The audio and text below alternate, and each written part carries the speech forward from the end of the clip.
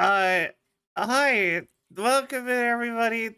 Bug, thank you for the 5 gifted subs. And Valorant, I guess, also for gifting subs. Is that Valorant, like, the game? Like, Here we go. Welcome uh, to Taco Bell. wait. I was looking at the Thomas, thank you for the raid. Welcome, raiders. I am Cell, Android variety VTuber. I play lots of games. How was your stream? What were you playing? We basically just started. Hello. All right. Yeah, actually, is Valorant just like Oh my god, he's so goddamn cool! Mac? Thank you for the gift sub to Thomas, or not Thomas, to Doge. I read the fact that I did a shout out right as I anyway. But thank you so much. Merry Christmas, everybody. It's weirdly enough throwing me off that I cannot hear my own music. Do I even have my own music? You were playing some Stardew? Ooh, Stardew's really fun. I tried to do like a whole Stardew playthrough at one point with Cell, but she hates Stardew apparently. She wasn't having fun. I was having fun though. Maybe I'll do it again. That might be fun. Just I'll pick at someone else to play with me. But yeah, no. I kind of want to look that up now. Is Valorant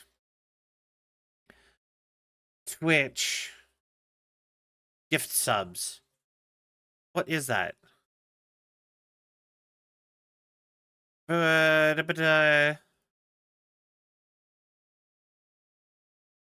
Oh, yeah. Okay, apparently, yeah. Oh, okay, so it is a marketing thing that Valorant. Okay, cool. I was just like so confused by that.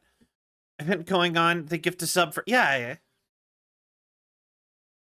That's awesome. Apparently, yeah, it's just a random chance Valorant will join in on gifting subs because part of like an advertise. And you know what? That is a way better advertisement in my opinion than a lot of other things they could do. Just like, you know what I mean? Mostly because I get paid for it. I'll accept any advertisement in which I actually profit from. Significantly less bad than other ones. I don't know. I'm just yeah, exactly. I think it's a way better strategy than most others because it's just a welcome, like, thanks, Valorant, the game franchise. I mean, yeah. Oh my god. So I had a friend who had put me on their like family plan for YouTube so that they were paying for no ads and I was just benefiting alongside their siblings.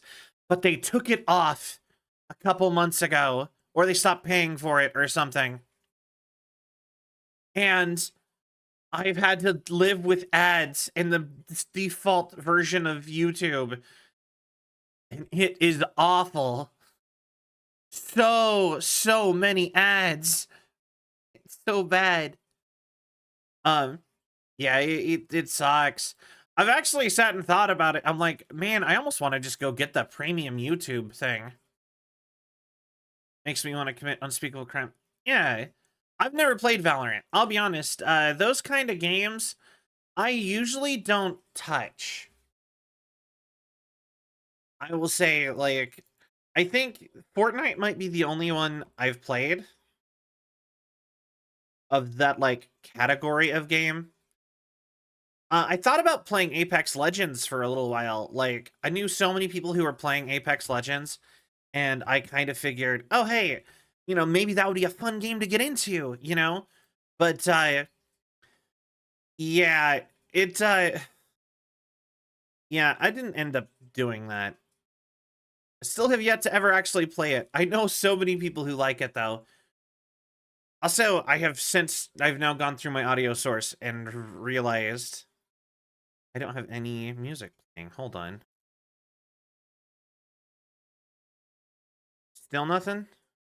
Okay, cool. Spotify it is. All right. But anyway,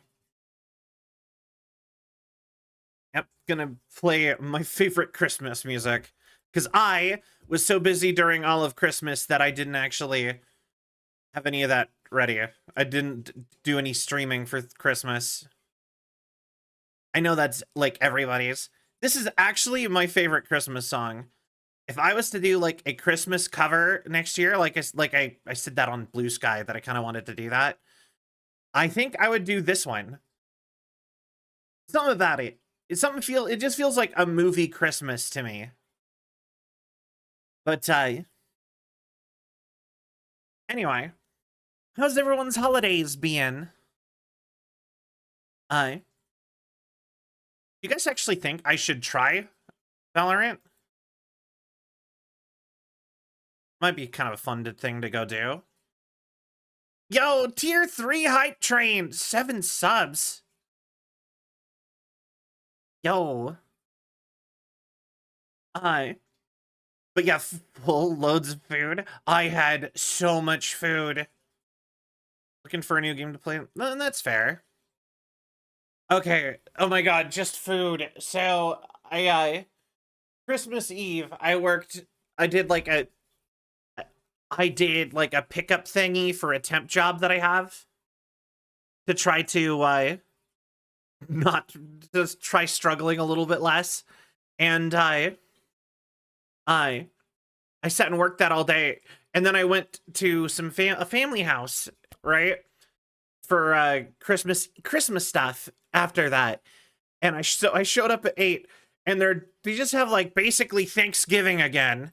It's just like, yep, we have like homemade rolls and a whole ham and a whole turkey and all this other, and I'm like, what? This is Christmas Eve. And they're like, yep, we have a whole other meal planned for tomorrow. And I'm like, okay. So I ate ham and I ate turkey and I ate a whole bunch of stuff. Then I went home and went to bed and like ate a ton of cookies. And then I went home and went to bed. And then I woke up and went back over. And we had biscuits and gravy. And then we had snacks out all day. And then we had prime rib and more cookies and more goodies. And it was just so much eating. I'm like, I think I need to just like take a week off food. Way too much food. Like, oh my god. I got this Minecraft axolotl for Christmas, but every time I sit down at my desk, aw. You know what? I feel that. That is why I got goodies for Christmas. I got a bunch of like mixed things of popcorn where it's like I got like one of those big popcorn tins. I don't know if you guys are like familiar with that, but there is like they always sell these giant like aluminum tins of like multiple kinds of popcorn. And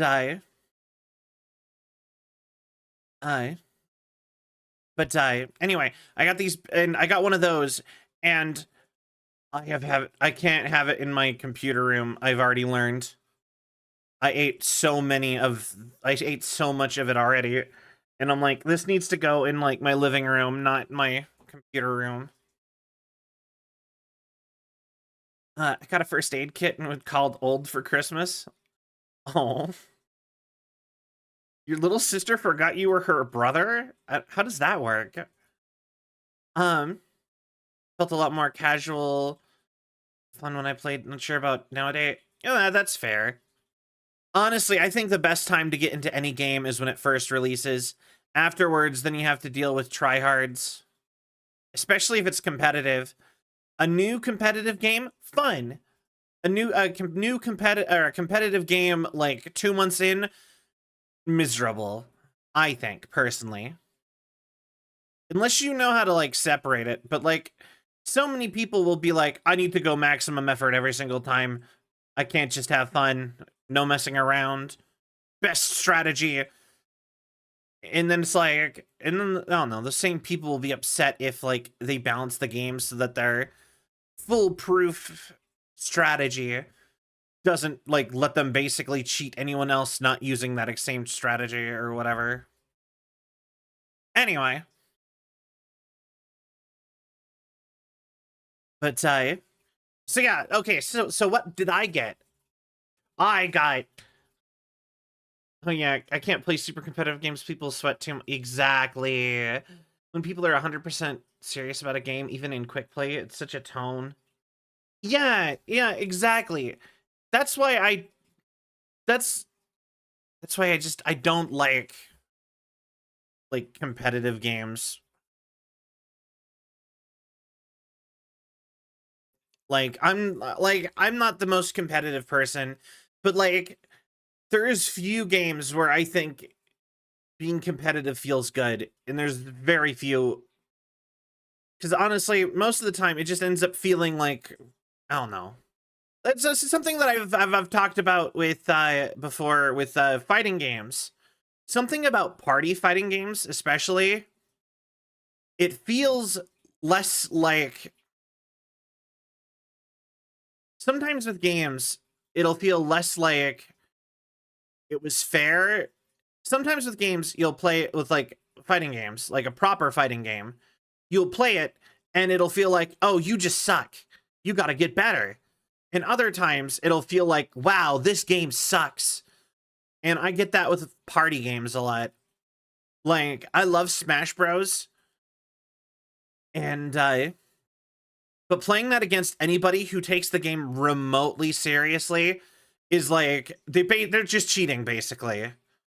And they'll make it not fun too. They'll be like, all right, we have to turn off items and stages and everything, and we have to make it 100% like final destination, no items, Fox only. I don't know. I could go on. Spend on RPGs because I'm trying to be OP, but when you're playing competitive, always be someone better than you, and yeah, exactly. Hi. So, but anyways, so what for Christmas, I got a new pair of AirPods and a big heavy weighted blanket in cell colors, and I got a plush axolotl, hilariously enough. Someone Zbot mentioned getting one. It's not Minecraft though, but I did get a axolotl plushie. And then I got a big box of Japanese snacks. Uh, Thank you for the follow. I wonder why that, usually that pops up in Cosmic. Thank you for the follow. Hi.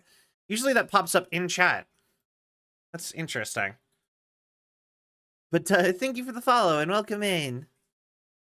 But yeah, I got a big blanket, a plush axolotl, a big box of imported Japanese snacks, which I've eaten a couple of those already, and they are so good. I got foie gras flavored Pringles in that. I didn't even know that was a thing people did. So apparently that's now how I have tried foie gras, kind of, is foie gras flavored Pringles. Yeah, snacks. And then I got a big tin of popcorn, of like the mixed popcorn. But like everyone I know gets that, like everyone in my family at very least gets that every single year for Christmas. So what else did I get? Did I get anything else really cool? I like caramel corn. I love caramel popcorn. I think my favorite as a kid was always the cheese one in those mixes, because it's always like plain butter, caramel, and cheese. The mixed popcorn is such a 90s vibe, brings back memories. Yeah. Well, the thing is they never stopped selling them. They're just always there every Christmas. It's just like, but I will say they are very aesthetically the 90s, early 2000s, I feel like. But no, yeah, like I said, my house, we always gift those every year. But yeah, a lot of fun stuff. Hi.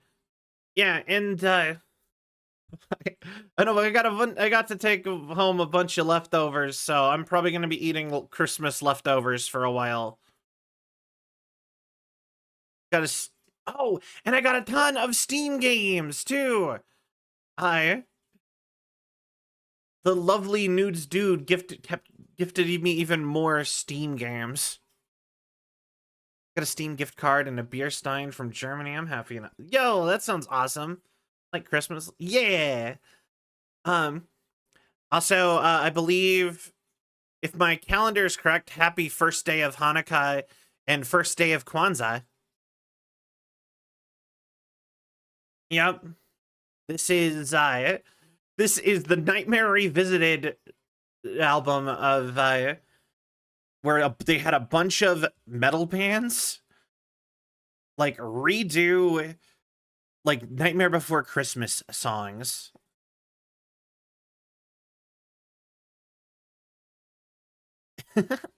Plus tie him in a bag. Yeah. I loved this movie. For a while, this was like this is probably one of my favorite Christmas movies. Although, because I feel like there was a time where I was just like begging to be like a goth kid, but like I just didn't ever actually go through with that. You know what I mean? Like, yo, what'd you get for Christmas? But yeah, there's like a phase where I was like, if I just had lived somewhere else, I would have probably been like a goth kid. Like, I was a pretty big like metalhead when I was younger. I'm not so much anymore.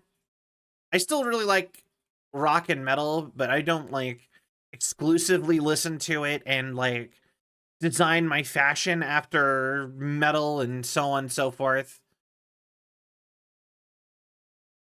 But I don't know. I kind of like that in a certain sense if you think about it. The whole like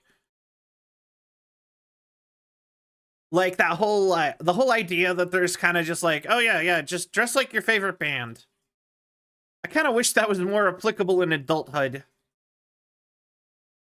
As an adult, I'm just ping-ponging around between nerdy t-shirt and like polo shirts. God, I hate polo shirts. But like more as like, I don't hate polo shirts as like, I hate them more as like they're like so corporate. They're like, they're the uniform of the oppressed. I got a giant box of cheddar Pringles and a whole bunch of... Yo, that's awesome! Yo! Like, I love... Okay, so, controversial opinion. I think cheese chips are the best chip every time. Across the board. Cute crop top and feminine clothes. Yo, nice! I love cheese chips. I know a lot of people love like barbecue or like the super spicy ones. And like, I don't know, those are okay. But like cheesy chips, those are always the kind, like those are always my favorite. Like you can do like I don't mind spicy chips depending. Like there's a solid list I have of like spicier chips that I like. I will say I really hate anything that says flaming hot because the only flavor is spicy and it's not, they don't taste good. It's just bad. It's just really spicy and really bad tasting. And I'm just like spicy isn't a good flavor. Spicy is a good sensation. It's to be mixed with like things that are good. If you make something spicy and you can only like, you only can like make it that spicy by making it taste bad, then you shouldn't have made it that. You should have done something else. There's no point. Sure to the well, this oppression is mighty well, I'm yes, I am glad you enjoy. Thank you for buying the polo shirt. I mean, you know what I mean? It's one of those, it's like polo shirts are one of those things that like every other job makes you wear. And it's like such a common like work uniform where they're just like, here's your polo shirt. And you're just like, a polo shirt. I don't want to wear a polo shirt every day. And they're like, too bad. We already took them out of your paycheck. Yeah, now we're on Wham. I made a playlist of all my favorite Christmas songs, so I can skip all the ones I don't like. England, the spicy Doritos are called Chili Heat Wave. Yo, I kind of love that, actually.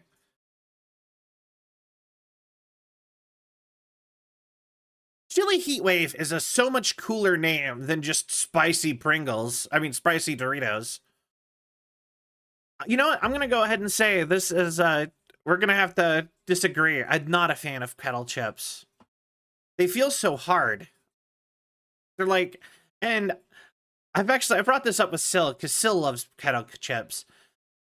Like, to me, it's just like, now they're too hard. They're not satisfying to eat anymore. Now they're a pain. And then she's just like, how weak are your teeth? And I'm like, I don't want to have to try that hard to eat food.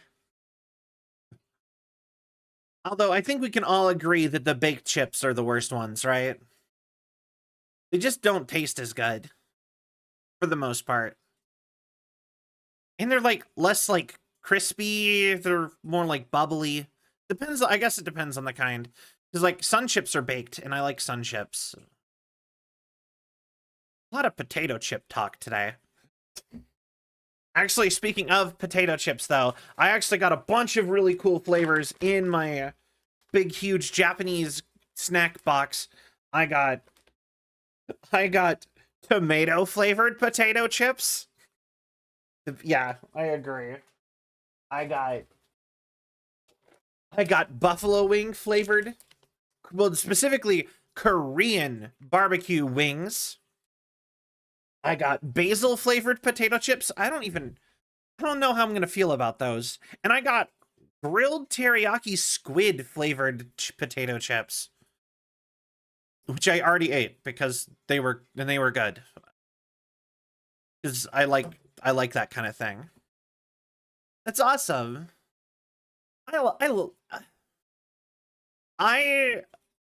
love and dislike Christmas. Americans doing to your baked chips because Walkers, British Lay's have such a bomb baked flavor. It's more the texture.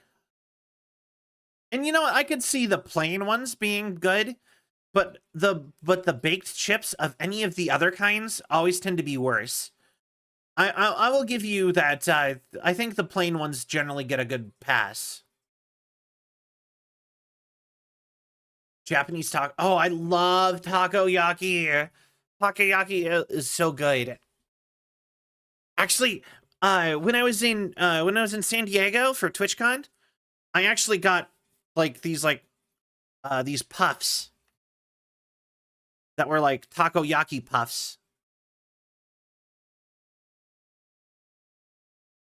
And I don't like that one as much. All right. What's tomorrow? But yeah, no, I allow myself one day of Christmas music. I will say, you know what the thing that I dislike about Christmas? It is when the music is like overwhelming. Like I always hate it when that's like the only thing that's like playing constantly everywhere. There's always so much like pressure, but like lately, Christmas has just been suddenly, oh, now it's Christmas in like a week. I hope you're ready, Sal. And I'm like, no. And it's just like, all right, have fun, Christmas. And I'm like, all right, let's turn anxiety off for a minute and let's go, let's just enjoy the holiday. And then I have a good time. I get to go on my, yo, that's awesome. Congratulations. That's really fun.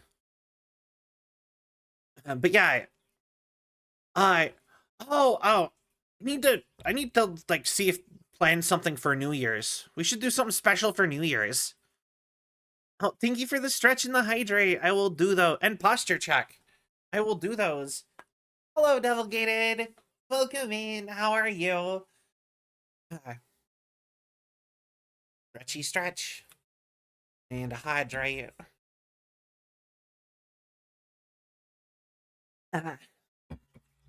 Sleepy, how are you? I don't know. I have no idea how I'm doing. I am here. I assume good.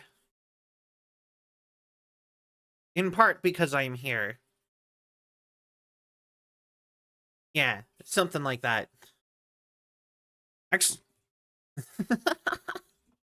wait. I just realized something. Let me check something. Do I have a Santa hat? Uh,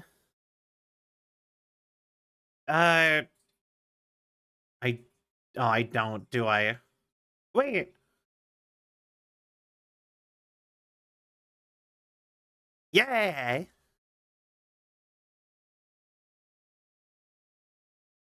Hi. There we go. This is my favorite, for New Year's are to make a bunch of I haven't insert tasks since last year. Oh, that's awesome. I love those. Honestly, I'm a big fan of dad jokes. You do, in fact, hear strong bad. Hi on top, welcome in. How are you? Yeah, no, like I said, I made a playlist, just because for today, I made a playlist of all my favorite, uh, all of my favorite Christmas songs, and that includes a bunch from Strong Bad, at least one or two from SpongeBob. Yeah, it's great. And I'm gonna just have those playing today, because I didn't stream the last couple days until I get tired of Christmas music, and then we'll probably put something more neutral on. But,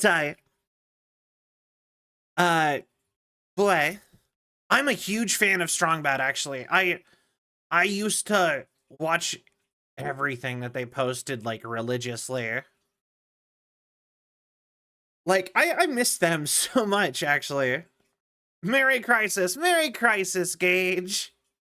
I hope your crisis, may your crisis be not too severe.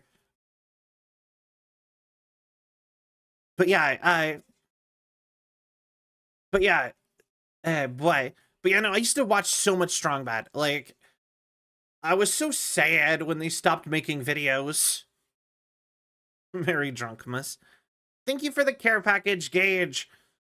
I will do another round of care package stuff. But yeah. So one of my actual big goals for next year is I kind of want to do a cover that comes out next year.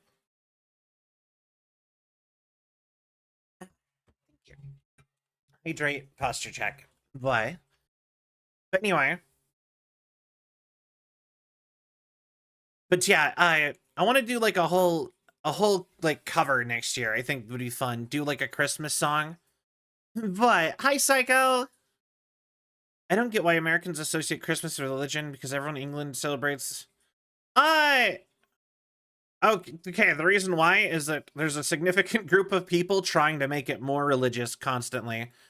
And also, like, half the songs are religious, and so there'll be a mix of super religious and, like, the not really religious imagery everywhere. It's sort of, like, confused is the whole idea, is part of why. But I just like the holiday season. I think it's just fun. You just, I think all holidays are fun. I think everyone should celebrate every single holiday. Even the ones that are not from your culture. I think everyone should celebrate everything. Because it's fun. It's like a good way to like so technically Christmas isn't even got its origins as a Christian holiday. Technically, the thing that they claim Christmas is celebrating, historically they have basically proven happened several months later. Instead they took basically the pagan and Celtic and actually Hellenic, which is like the Roman pantheon holidays of Saturnalia and Yule, and they sort of took those because they both happened at the winter solstice and decided that they needed to claim the holiday there when they were converting people during like the Roman era. 4th of July is my favorite holiday because there's more breaks. Okay, I'm gonna say I don't think. Okay, I feel like it would be odd for people to celebrate national holidays. I will say it would be funny. Just like, happy birthday, America. Just every single day. Happy birthday, America. Happy birthday, Britain. Happy birthday, Venezuela. Happy birthday, Palau. Happy birthday, British Virgin Islands. That's kind of its own country. Or is that a colony or is that its own country? I don't actually know. I just thought it'd be funny because it had the word British in it. Have it have its own separate thing. Anyway. Christmas. Yeah, I mean, I don't know. I never put the T in Christmas, honestly. I never spell it that way. I usually call it Xmas. Anyway, I'm playing Tark. All right. Have fun, Psycho. Still called Christmas by their pagan names up the north. Jule and Julo. Interesting. But no, I don't actually think that... I think if any of the holidays would be separated from that... Yeah, I feel like the Independence Day ones are probably the ones that are... with the ones that... I'm not meaning those.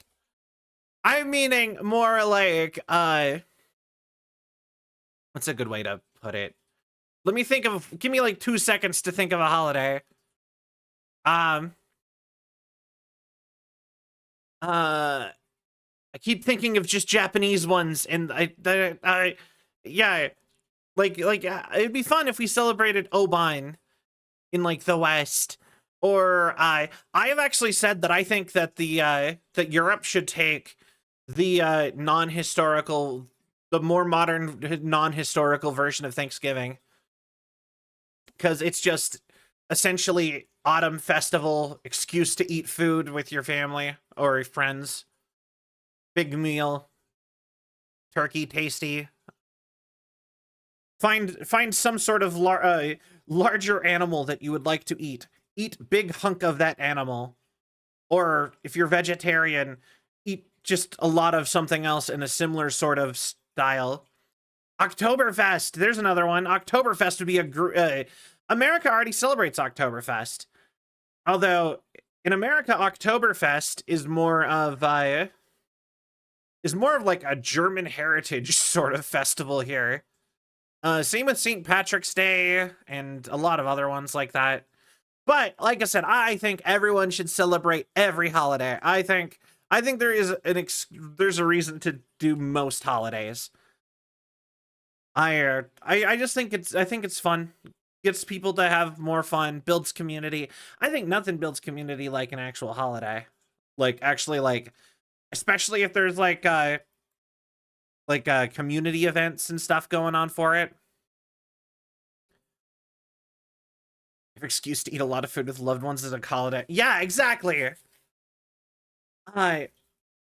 Also, like, another fun part about Thanksgiving is it's also like there's usually a giant parade, and usually you get to see it's usually like, hilariously enough, I think the parade is really like the sign of what makes it into pop culture.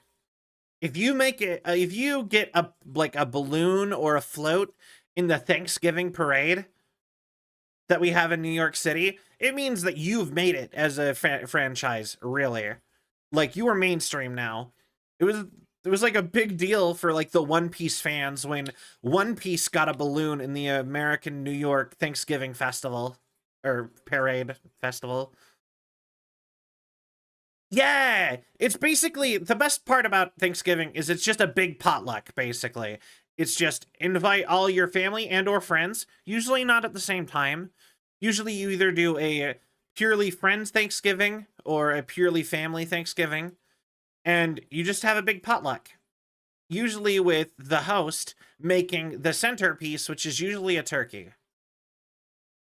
Like the main thing. But I've heard of people doing a whole ham, like like a spiral ham or something, or prime rib. Although I like prime rib more for Christmas and New Year's. Anything cool for Christmas? I did get somewhat. I got a new pair of AirPods. I have been wanting those so bad.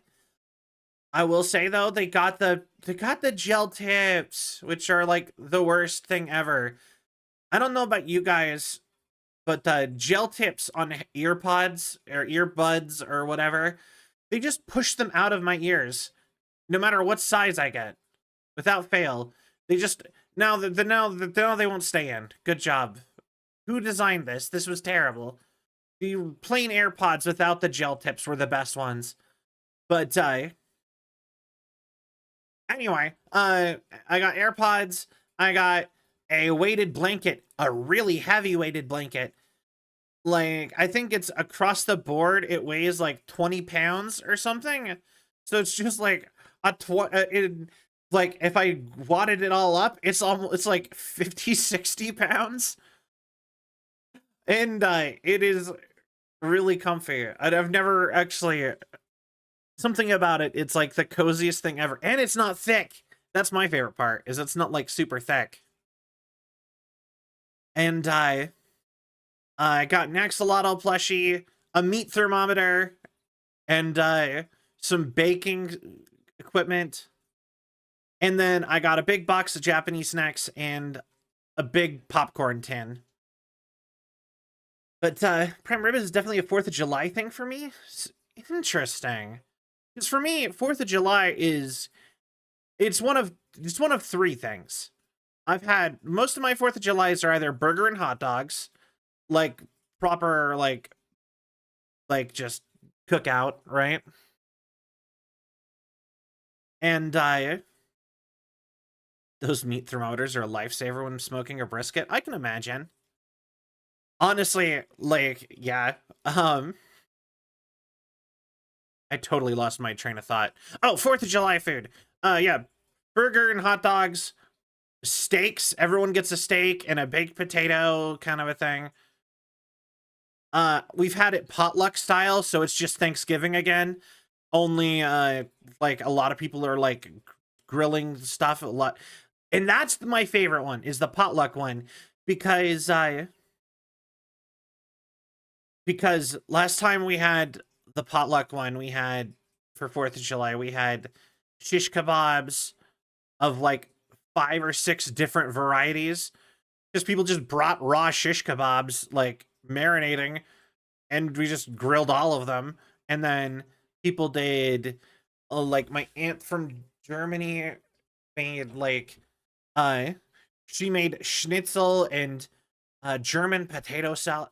God, I'm so happy I got that recipe. But she brought like a whole bunch of that kind of stuff. It was like, and then anyway, I can't do the stereotypical like. I like doing a surf and turf. I can feel that. You can get ribs and tamales from like 2 or 3 houses. Yo, that's awesome. Yeah, no, I live too far away from. My family doesn't really get together anymore. They used to do that when I was. They haven't done that in like 5 or 6 years beyond like my immediate family. But tamales are actually like one of my favorite things. I just learned how to make tamales like the other day. And now I'm like, I really want to go like actually try to make tamales. Because apparently you can technically put anything in a tamale, into a tamal. You don't actually have to put the normal stuff. You can be weird and fun with it. And I kind of want to try that. Try doing some fun stuff. Soon, but no worries. It was nice to meet you, Cosmic. Thank you for stopping by. I hope to see you again soon. And good luck at work. But yeah, but yeah, no, I love tamales. They're really good. Um, yeah, actually, I watched somebody who made like a Thai red chili curry tamale, and I was like, you can do that? And they were just like, yeah, anything can tamal. All you have to, the only thing is it has to taste good with the masa on the outside. And I'm like, oh, okay. So it's like a pizza kind of, you know, you can do whatever, you can get freaky with it. All right. So like I said, I want to learn how to do that. And I want to like, I love anything that I can get like creative with it, food wise.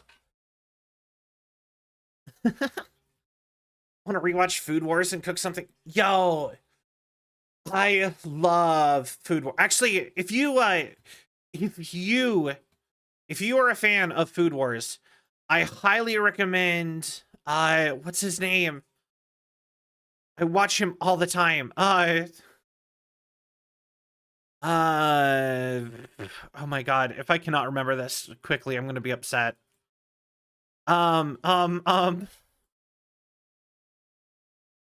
What's Chef PK?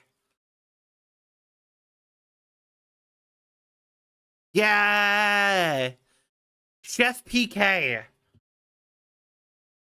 You should go watch Chef PK on YouTube. He is such a great YouTuber. I I really like.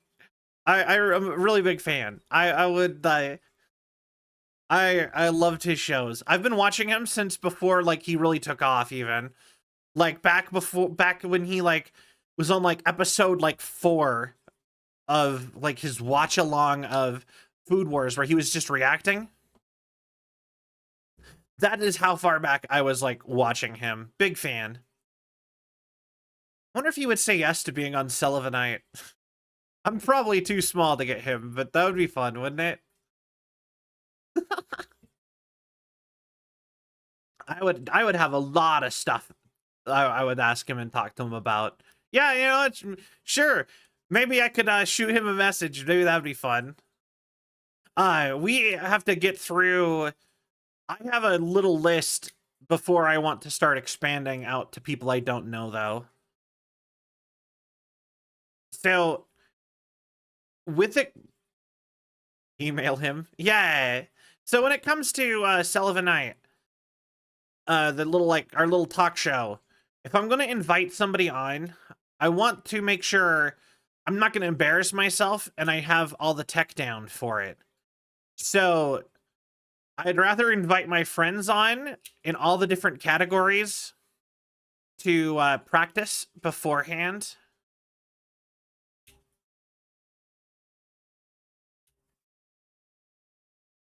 But so I would need to have a live action person on before I would invite him. I got totally distracted by my own music. I need to turn my music down.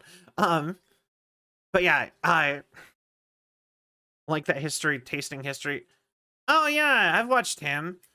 That's I watch him sometimes, and then I'll use him as fun facts for like my parents a lot. Like I've used the like, have you I can't remember what it's called. It's like, have you heard of potted salmon before? And I'll like, and it's just like conversation I'll make while I'm like cooking with my mom or something. I mean, Mom Theon, my engineer.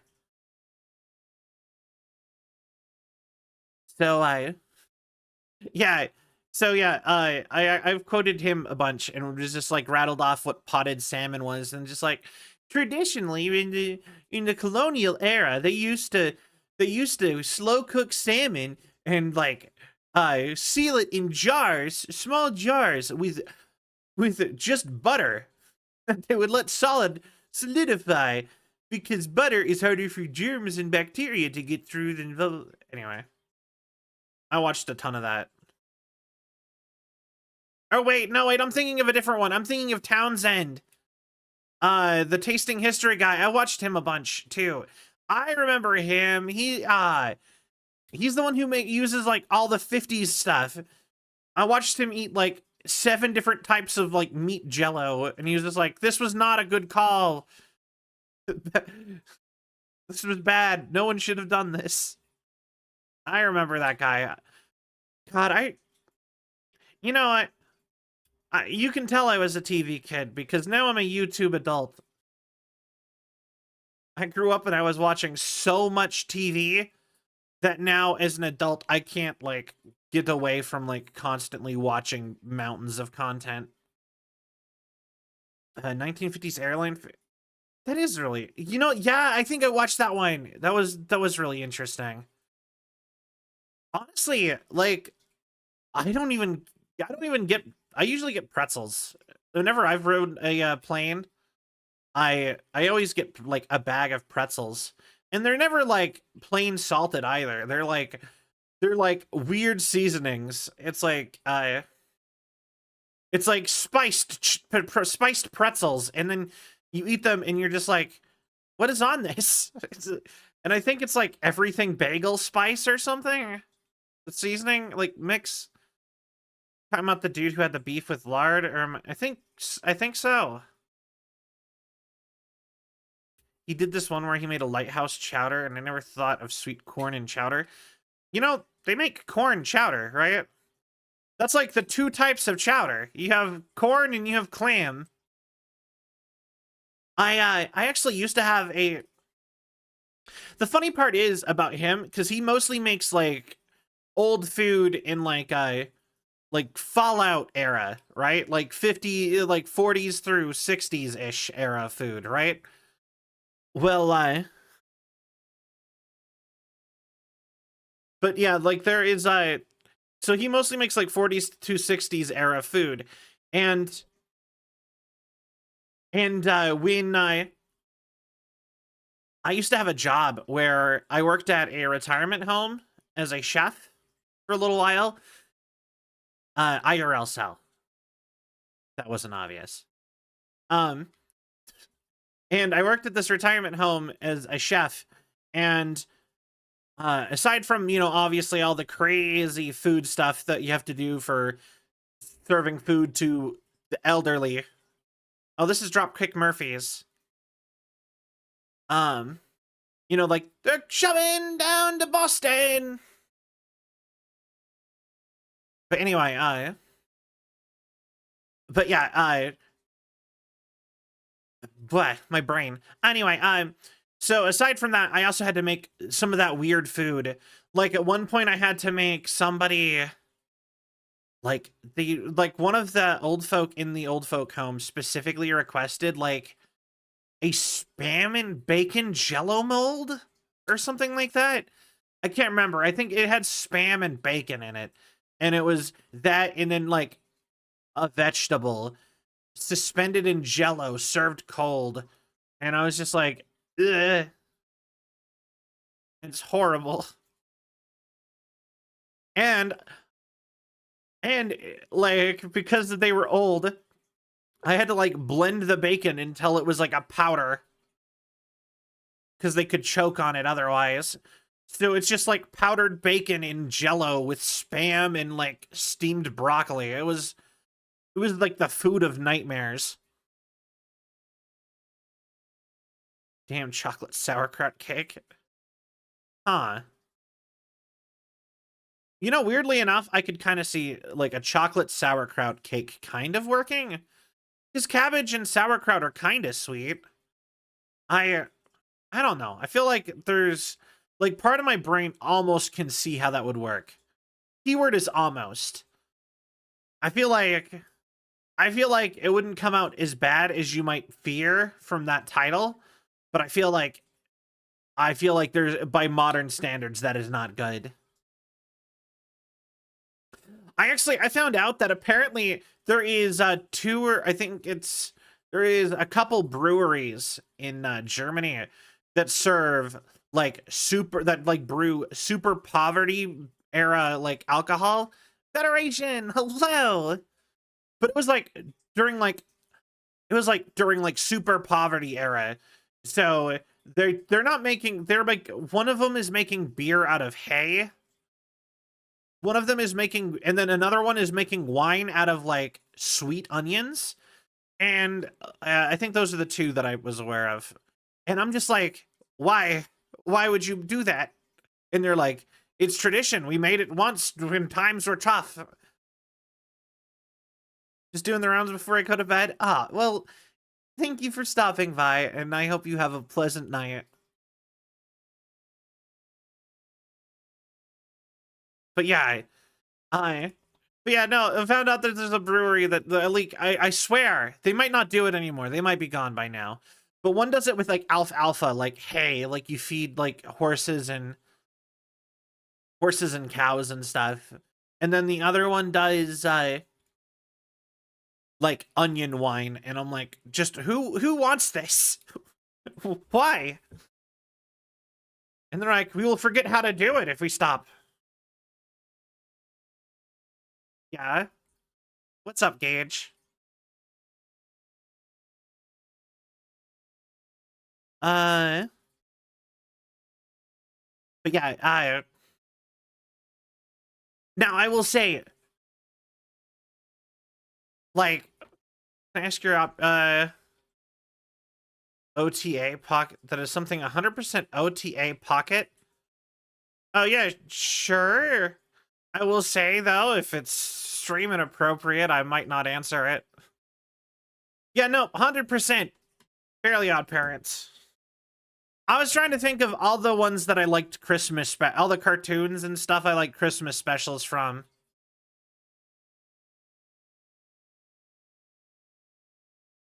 I got all my back hair waxed. But yeah.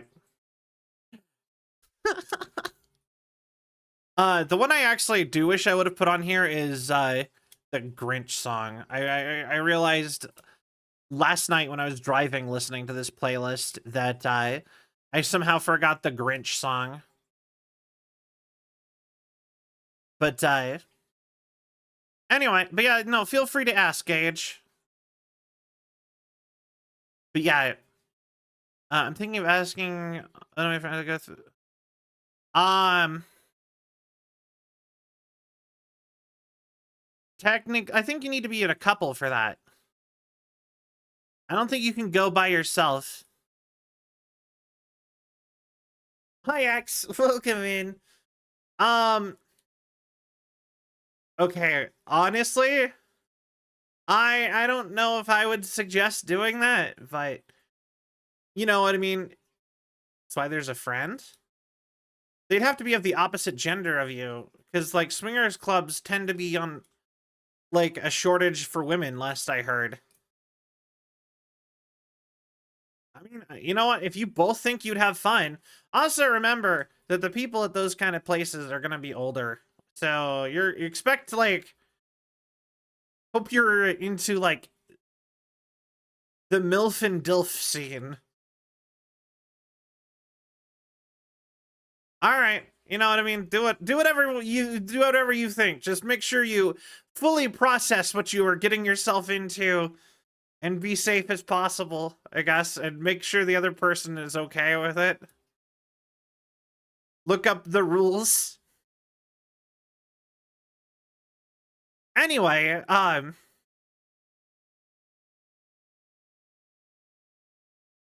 yeah, I can imagine. All right. Anyway, yeah, yeah, like I said, like those places, they upcharge dudes, and there's like a whole thing. You shouldn't. You don't go to stuff like that lightly. Like I said, if you're into it, sure, you know, go have fun. Don't try to wander into something like that lightly though. Like I said, make sure you actually like go over in your head what you think that what is actually going to happen there. Yo, congrats, Sai, and welcome in. Happy holidays. iPhone 16, yo. I think that's the kind I have, actually. I just think it'd be funny. I mean, there's better things to do to be funny. Like, thank you. I put them on for Christmas, but I didn't stream for Christmas, so. But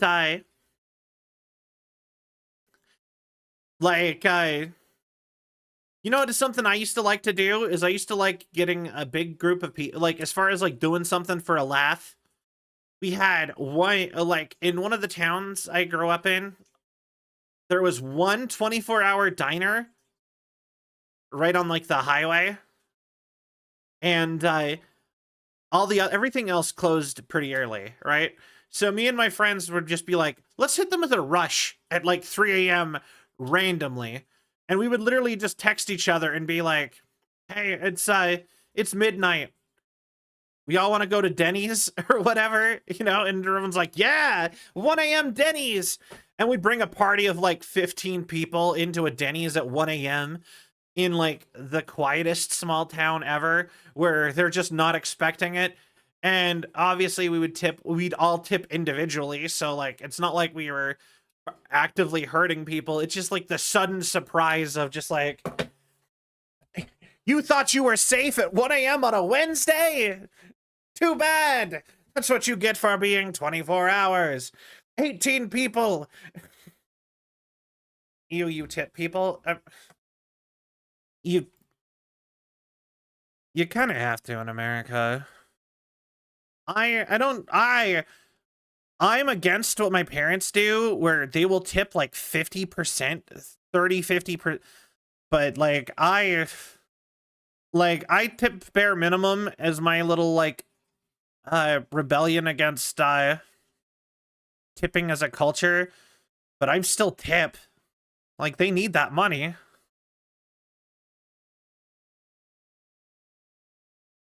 Yeah, minimum is like 10-15%. And yeah. Also, I don't tip anywhere where they just hand me food. Like if there's no actual service being given, I don't tip, even if they ask. Yeah. Yeah, that's the thing. Like I said, my parents would tip, like I said, huge amounts. So I tip the bare minimum.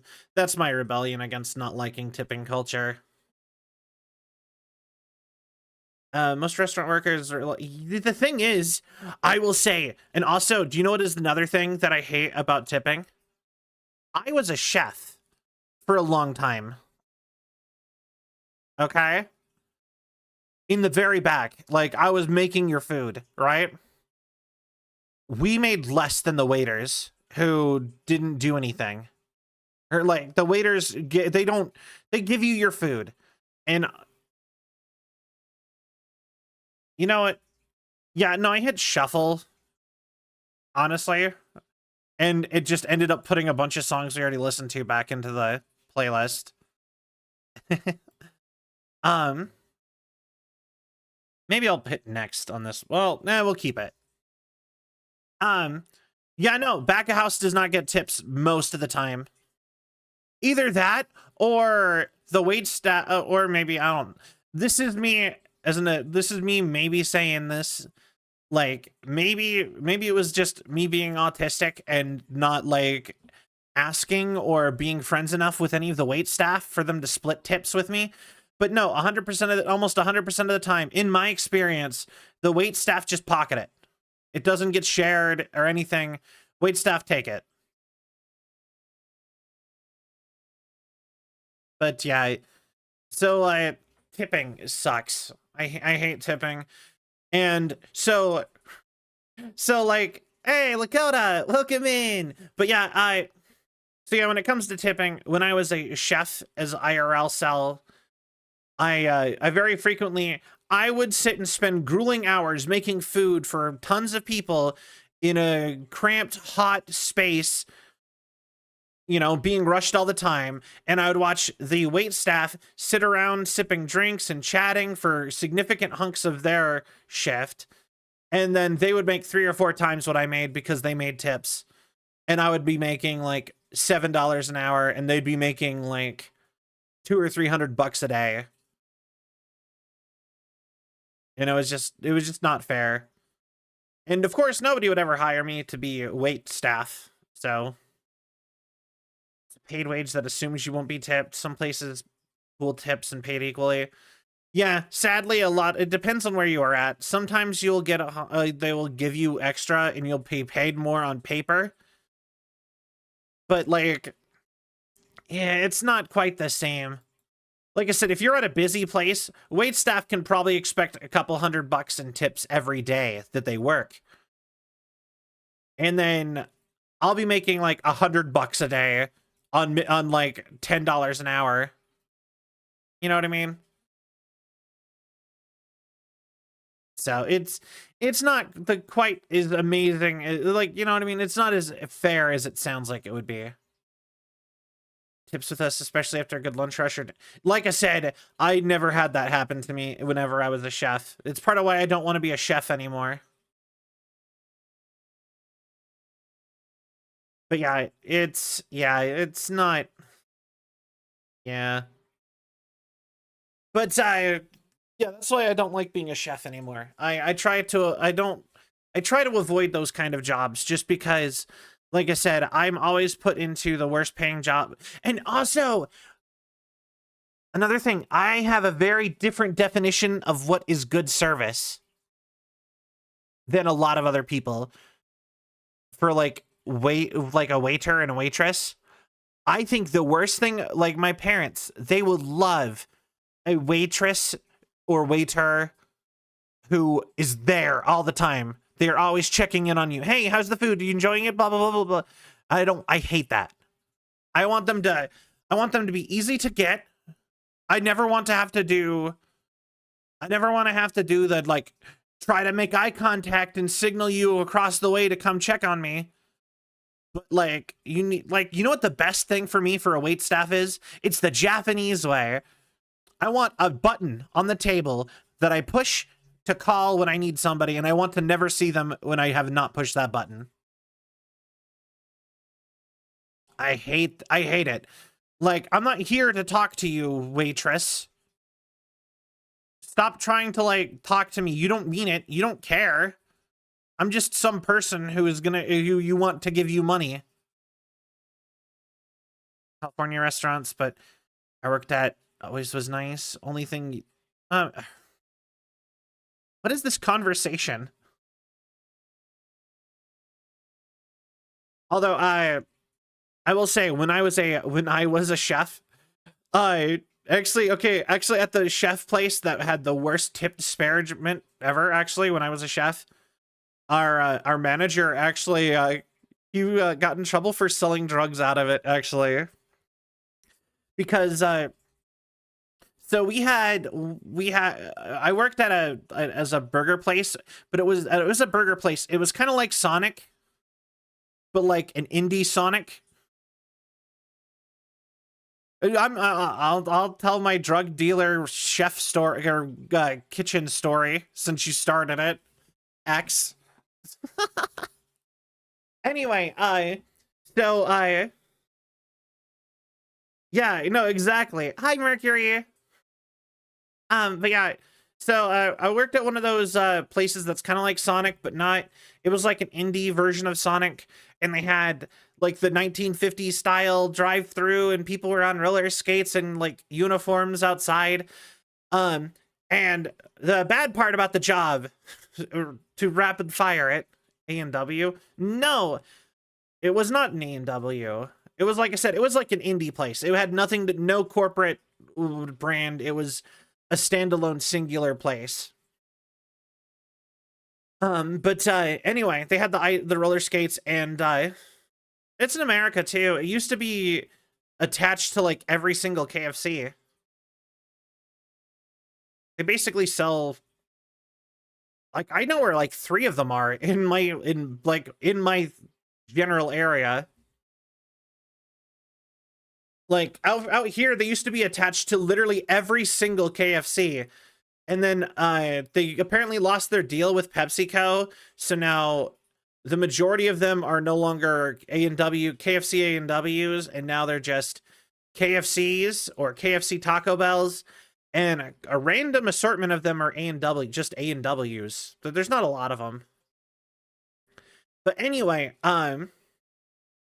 anyways, I was working at one of those places, and that's the place where I made like $6 an hour, and the wait staff were talking about how they were struggling to get by, getting only like $200 worth of tips every day. And I'm like, every day? My paycheck's like $300 at the end of the week. But anyway, my boss actually got beat up, he was always going out and being like, hey, I have to go deal with some business. You guys keep it up. And he would go outside and sit in his car. And it turns out he was like drug dealing or something. Because one day he came back in all beat up, and he's just like, where's the first aid kit? And we're just like, what happened? And he's like, don't worry about it. And then like the week later, he got fired. And I found out he got fired because he was dealing drugs out of our little mom and pop drive-through burger place. And the people who beat him up were the Mexican drug cartel, who had a front at the restaurant across the way. And not only did he get arrested, he got them arrested, and they shut down my favorite Mexican restaurant because apparently it was a front for the cartel. And I'm like, no, my lengua tacos. And yeah, like 2 weeks later, I quit because I was like, I don't want to work here anymore. This is not worth it to me. But it was such a good restaurant. I think the crime added flavor. Love live by the sword, die by the sword. Yeah, so like I said, he got fired and arrested, and then he got the place across the street shut down because he got fired for it. So he went and he was like, yeah, well, they're doing terrible things across the street. And then they were like, we beat him up because he was also doing terrible things. And then he got arrested. It's just like this one dude at our little burger place had a feud with like a whole like crime syndicate across the road. It's just like, why?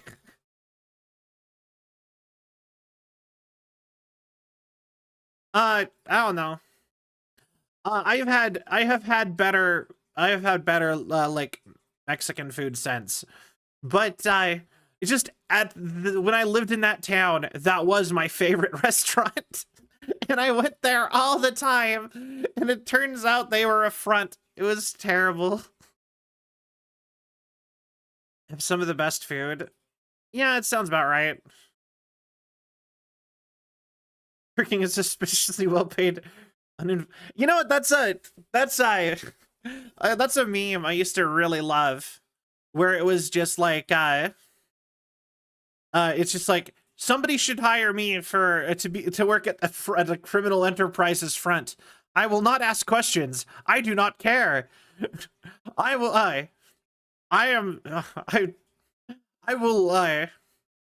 say nothing. I will ask no follow-up questions. I like to be left alone, and I will happily sit at a counter just to make it look like some people work here. And I'm like, that perfect job for me. I would do that. I would just like, yeah, no, just pay me. I'll sit at a front desk and pretend this works. Pretend that people are doing stuff in the back. I won't even go in the back.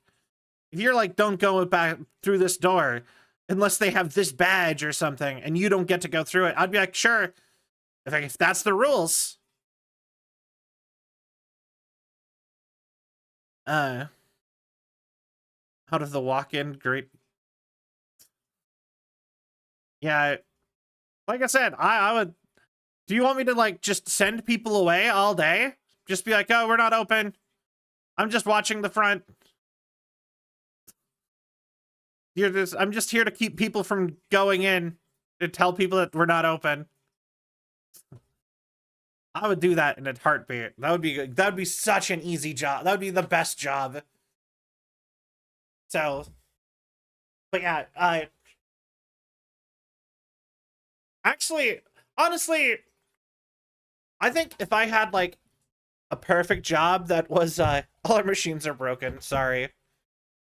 Actually, another thing that I wouldn't mind do is something like a laundromat where you just sit at the desk and just like, I guess, make sure nobody's like robbing the machines. Like, oh, this machine's broken. Got it. Write it down. And just like, are you going to do it? No, we're not. I don't have to do anything about that. That's for maintenance. Something like that. That would be nice. You know?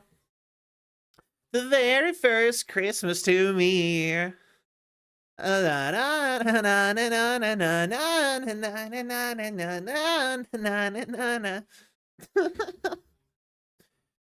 Do you know about Glorb? Wait. Glob Glorb, the Overlord? The god from Adventure Time?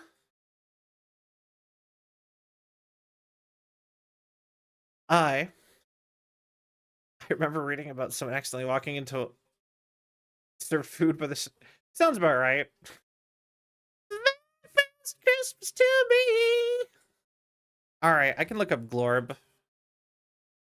The first Christmas to me. Glorb.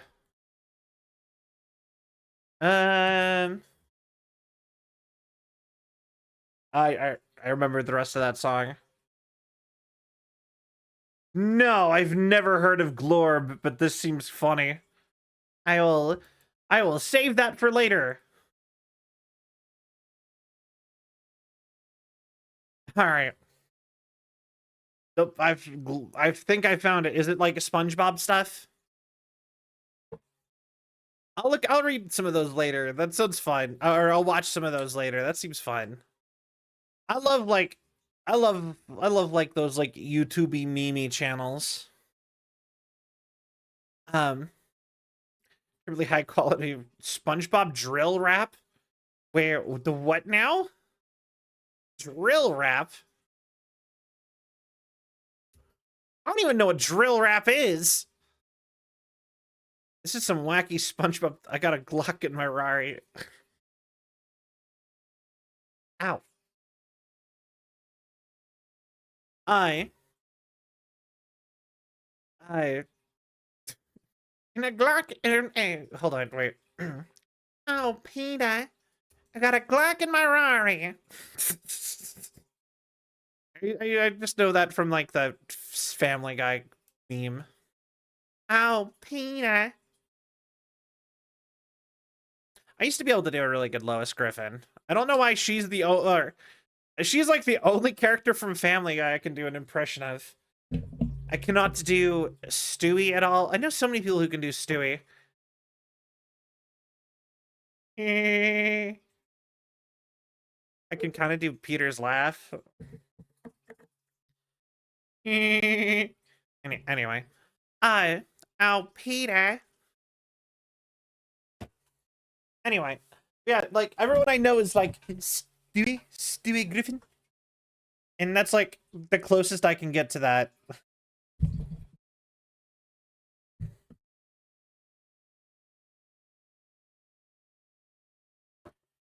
Peter. Oh, Peter. Peter, the horse is here. Yeah, like I said, my entire childhood was sitting in front of a TV and then copying characters on its voices, pretty much. But yeah, somewhere along the line, I stopped practicing as much, so I'm not as good at it anymore. Also, like, I didn't actually know how to do some things. I never really thought to look up tutorials until I was older, and I'm like, I want to do this voice tutorial. You know what I mean? I actually kind of coincided between me and doing that. Some heavy echolalia. Wait, what? What does that mean? Noti from my friend's server that says, "Here comes mine monkeys" with that. What does that mean either? I boy, I but yeah, I so yeah. My brain empty. The conversation. Um. Oh, start your presents. Really sorry that I got you bad presents.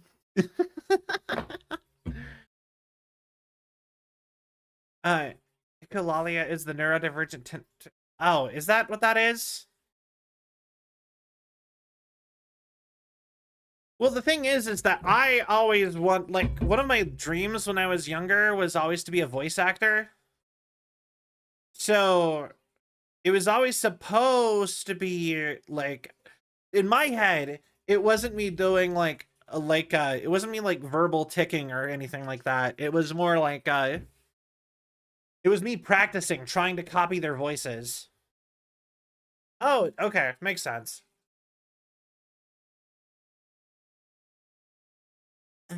Hydrate.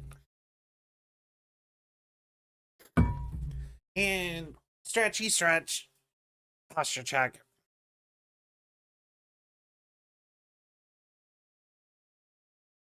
I'm actually really looking forward to the dub of Daima, because I have a hard time watching Dragon Ball Z in sub.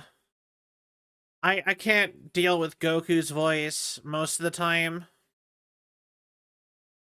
Just, I don't know. Like, he sounds like a kid at worst and an old lady at best.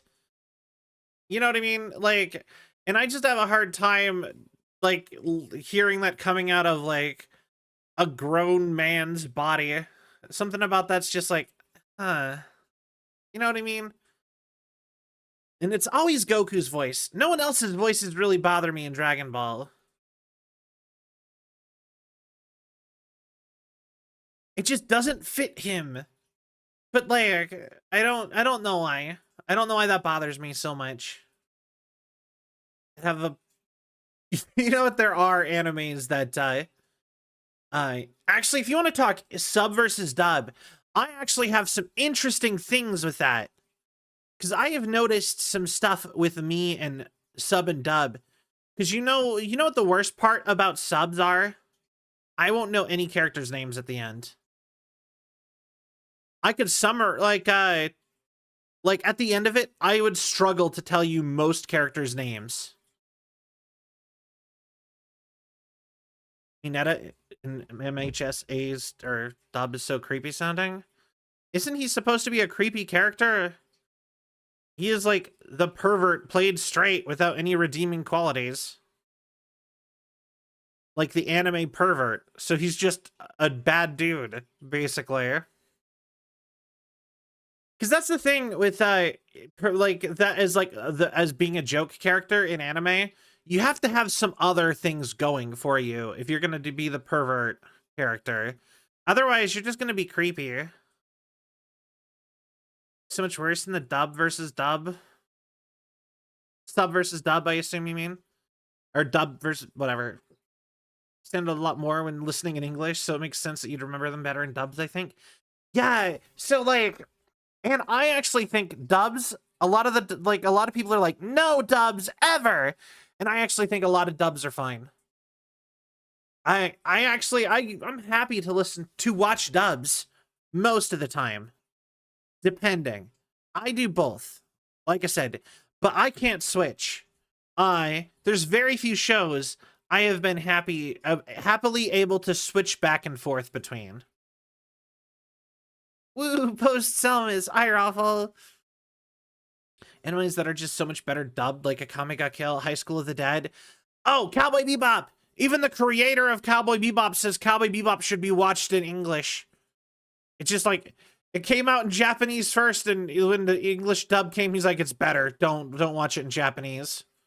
He encourages Japanese people to watch the Cowboy Bebop anime in dub, in English dub. Sub stand for most things. Oh, Space Dandy. That's from the same guy as Cowboy Bebop. That one is interchangeable. Like, I don't know how they managed, but pretty much everybody sub and dub sounds basically the same. And I don't know how they did it. For dub, because I watch anime in the background unless something intense happens. I wonder if it's just the case with anything directed by that guy.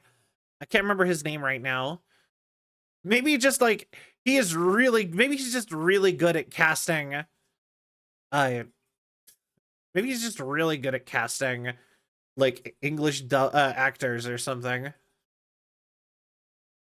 I love the kind of just kick my yeah. Because I watch anime in the background unless something. I agree. That's something I don't like about sub is it requires a full attention.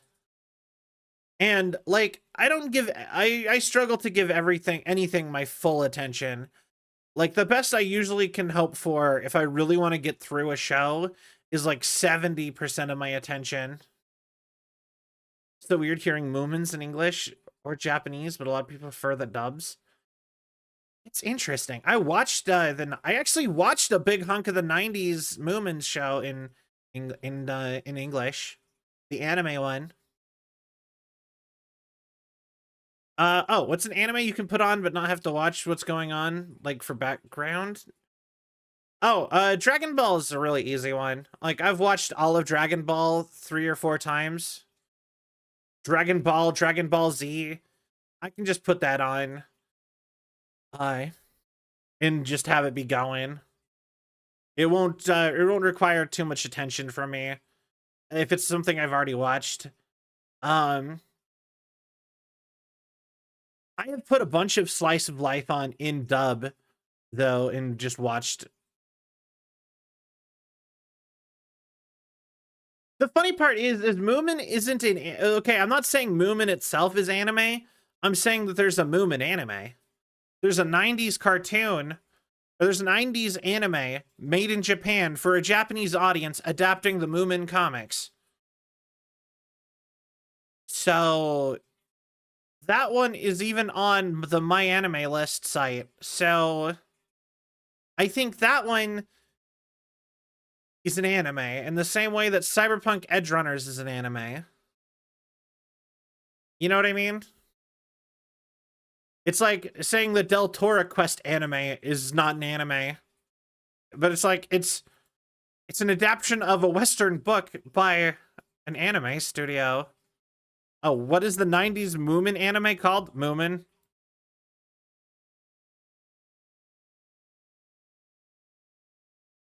This is technically a Thanksgiving song. Yeah, I'm pretty sure it's called Moomin. Yeah, just Moomin. How much was Komi Can't Communicate? I like Komi. I really liked Komi, actually. Komi was really cute. Having the TV in the background is wild to me. That's interesting because, you know, if I'm interested in a show, I can, like, it needs to have, like, levels. Like I said, there are shows where I will put them on in the background and I am interested, but I want to do something else. And I like a good one of those shows. If a show has a lot of filler, I actually also really like it. One Piece is surprisingly good for it because if I'm playing like an MMORPG, like I play a lot of World of Warcraft, or I used to, but One Piece has so much filler in it, but the filler is so mixed in with what's not filler, because what they do for filler is they'll do like recap episodes and stuff where they will have like 10 minutes of recap and then 5 minutes of actual show. Okay, so the easiest way for me to get through One Piece, as far as I did, was to just have it on while I played MMOs, where I could literally just stop playing when it got to stuff that Like it was no longer recap, and I'm like, oh, okay. And then I'd watch 5 minutes just standing in place in my MMO, and then I would turn and go back to playing the game when it went back to filler and opening and ending. You know what I mean? I don't watch things with filler. I'm just saying that is the best way to watch stuff with filler if you want to watch it anyway. Just put on have a game or like a Game Boy or a game on your phone or something, and just flip back and forth. It's something you can do both two things at once while doing 12 to 24 episodes and then end. I disagree. I think every show should go until it's over. Otherwise, what's the point of adapting it?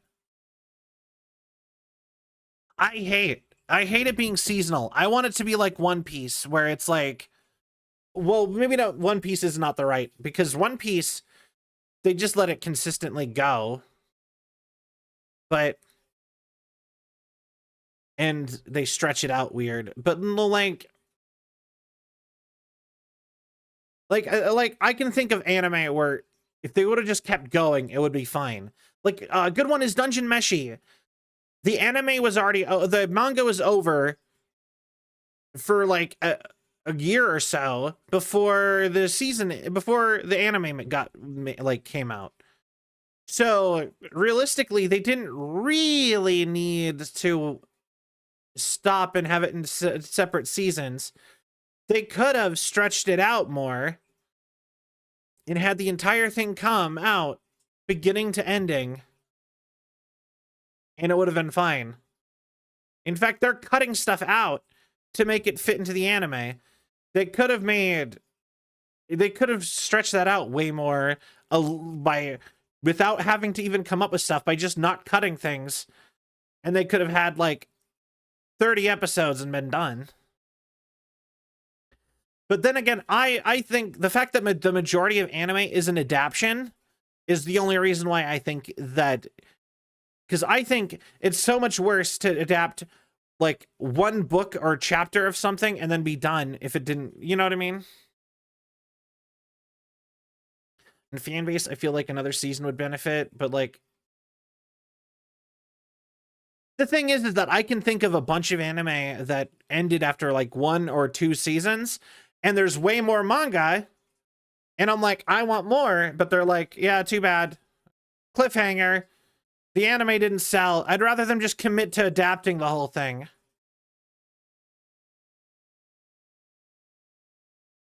One Piece, I really will promise you, One Piece is not as bad as it seems. It's really easy to get through once you're watching it. You know what I mean? Especially if you skip the intros and the ending. It's too much for One Piece for me to get involved with one. Ah, no! It's so good, though! But, down a rabbit hole of Moomin TV shows after hearing about it was animated in Japan. Good chunk of them are puppets. Yay! Moomin's is super cool and interesting. I haven't watched all of it. I haven't read any of the comics. I've never seen the comics. In fact, I actually... So, I actually found out about Moomin from one of my old bosses. I had, one of my old jobs that I had, my boss had Snufkin as their profile picture and refused to elaborate on who they were other than that they're Snufkin and that they were their spirit animal. And so I went and looked it up and went down a rabbit hole of watching it. So by boss, I mean like they were my supervisor. They like my manager. But that was all there was. Never watched another episode. Oh, if you're that far, you get to jump in on like some of the best stuff.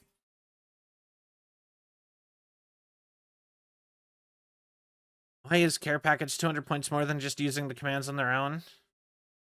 It's convenient. That was actually the idea, is it was supposed to be the convenience. You have to pay a little extra for the convenience. That was actually my idea. I know some people who make it cheaper, and I'm like, that doesn't make sense.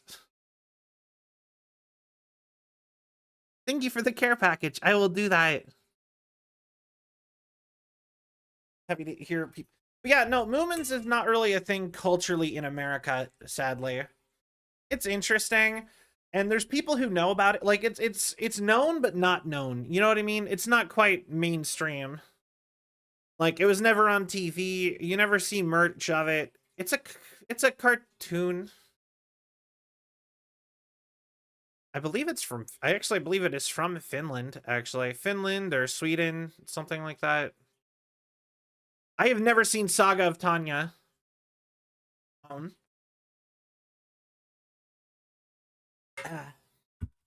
is by Worthy Kids, by the way. I used to listen to that. I'm always shouting out Worthy Kids. I love Worthy. They made like an old timey like Christmas song yesterday. Season 2. Wait. But yeah, no, I have not watched Saga Tanya of Evil. Okay, I knew it. Okay, perfect. Helped with one of the animated shows. No, no, I have not seen Tanya of Evil. In fact, like, I will do this again. If you are interested in what anime or manga I have seen or read, you can go look at it on the My Anime list. I have an official one that I maintain that to the best of my ability. And if you are interested, you can go check it out. It's good night, Zbot. Thank you for hanging out. I really appreciate it. Magic-based World War I anime. It I don't know, something about it always came off a little bit. I don't know. Aesthetically, it felt concerning to my brain. All right, I'm starting to burn slightly out on Christmas music already. We'll keep it going until I really can't take it. But yeah, no,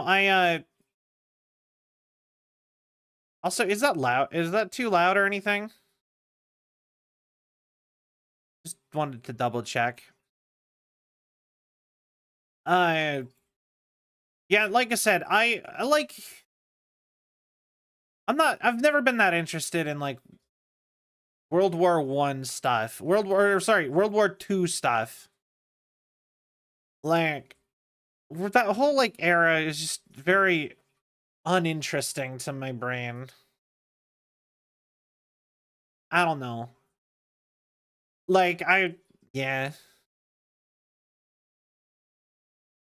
Cause like I don't know about you guys, but like I remember the era where like everything was World War II based for a while, and I hated it.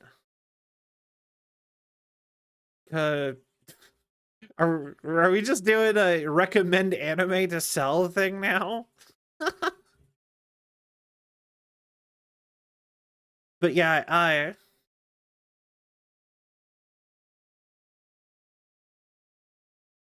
but yeah, it's Saga of Tanya.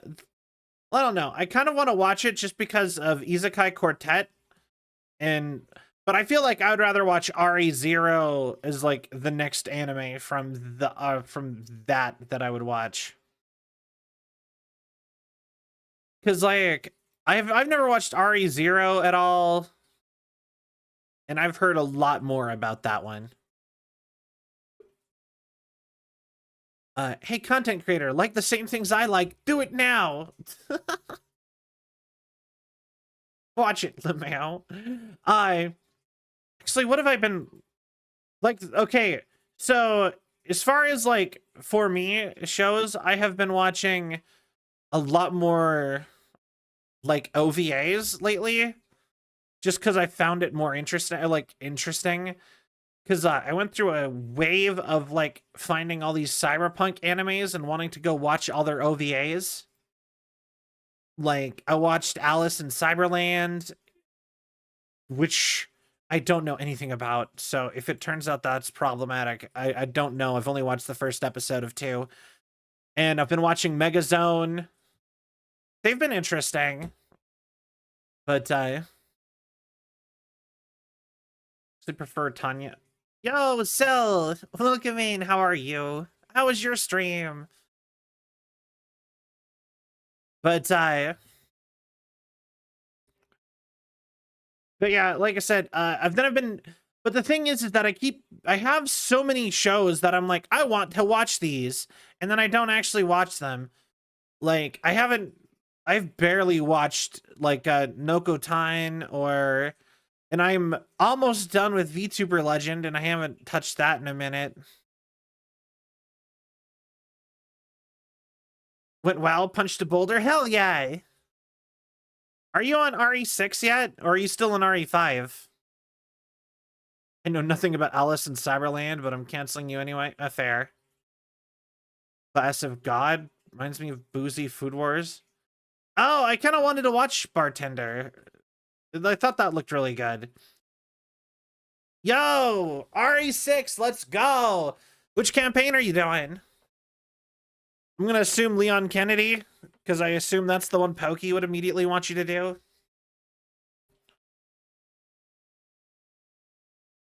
Finished Leon's already? Nice. I think you got 4 more to go then, I would assume. Halfway through Chris's. Nice. We got 2.5. Yeah. Sweet. Good job. Man, you might finish Resident Evil before I'm done with Cyberpunk. I don't know how I feel about that. Pretty sure you started your thing before me, too. But, like, you had so much more game to get through. Oh, wait, 7 and 8. You're right. No, I don't have to worry about it. I'm gonna beat Cyberpunk first. But yeah. Village is 8. Yeah, Village is 8. That makes sense. It's the one, the Lady Dimitrescu is the most recent one, if I remember right. The power, as Markiplier would say. The power. It's about the power. Darkseid and Gaiden. Ah, that's that too. But yeah, F7 instead of RE7 and refusing to acknowledge it. I will say, you notice something I hate? There's like a sort of anime aesthetic to a lot of old franchises that they gradually dropped. And I think Resident Evil is one of the worst offenders in it. Because, like, if you look at the art for, like, the old characters in, like, the first game, they had shoulder pads and stuff like that, and it made them look so much more anime. But then as it went on, they're just like, plain normal, more normal human real person clothes.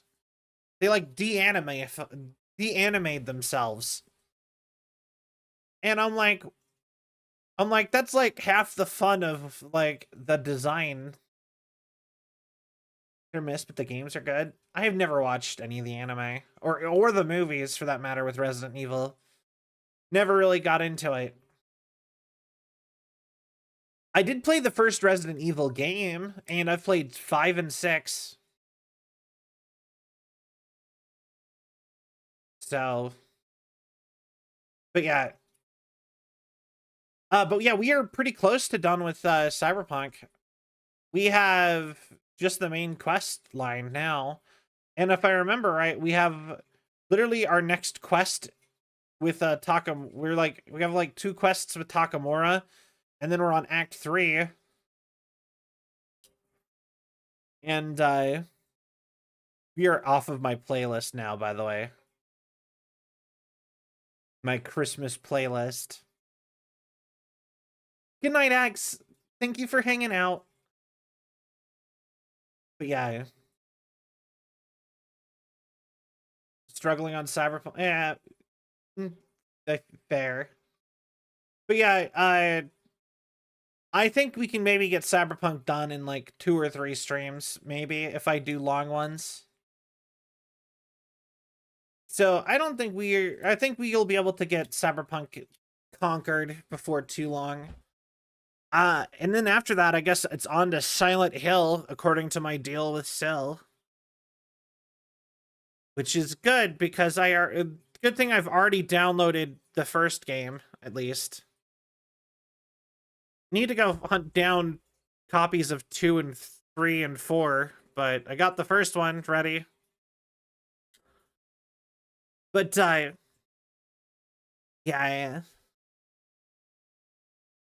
Binge Mass Effect. Yo, Mass Effect is super good, too. I love Mass Effect. I'm saving Mass Effect for when we finally know when the Mass Effect 5 is going to come out. And yes, it is Mass Effect 5. They've confirmed Andromeda happened. I acknowledge Andromeda. It was almost a good game. Like, yeah, so like, I could talk about Mass Effect Andromeda. Mass Effect Andromeda started so strong. I was ready for it to be great. I'm like, finally, we're not a military dude. We're explorers. We're doing something a little bit different in this universe. And like, I'm like, okay, I get why you couldn't really continue from where you went on, because the ending of Mass Effect, which I thought they ended it terribly. You should not end any franchise that could. Oh, I hate this one. Nope. You know what?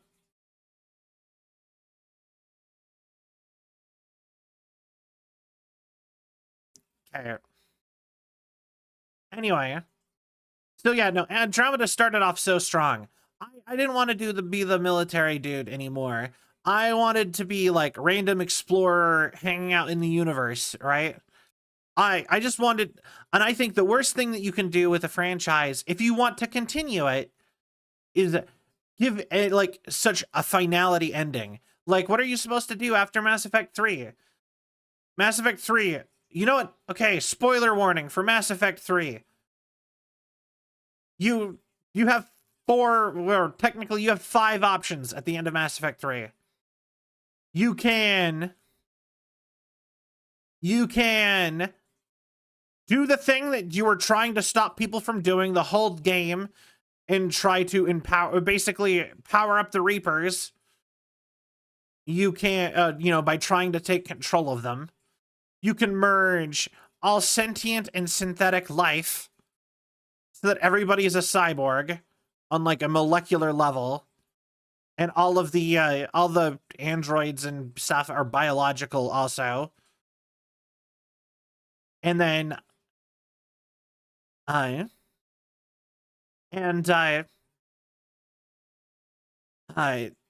then the final one is you do the one thing that you set out to do, which is destroy all the Reapers. And then you can also kill yourself, or I think there was another one where you talked something about talking to the kid. So yeah, I don't care about Shepard. Shepard isn't even a character. Shepard's just you. Shepard is me. And I felt very limited by the fact that I had to be a military dude. Like, I had to be a certain sort of type. I couldn't just, like, be...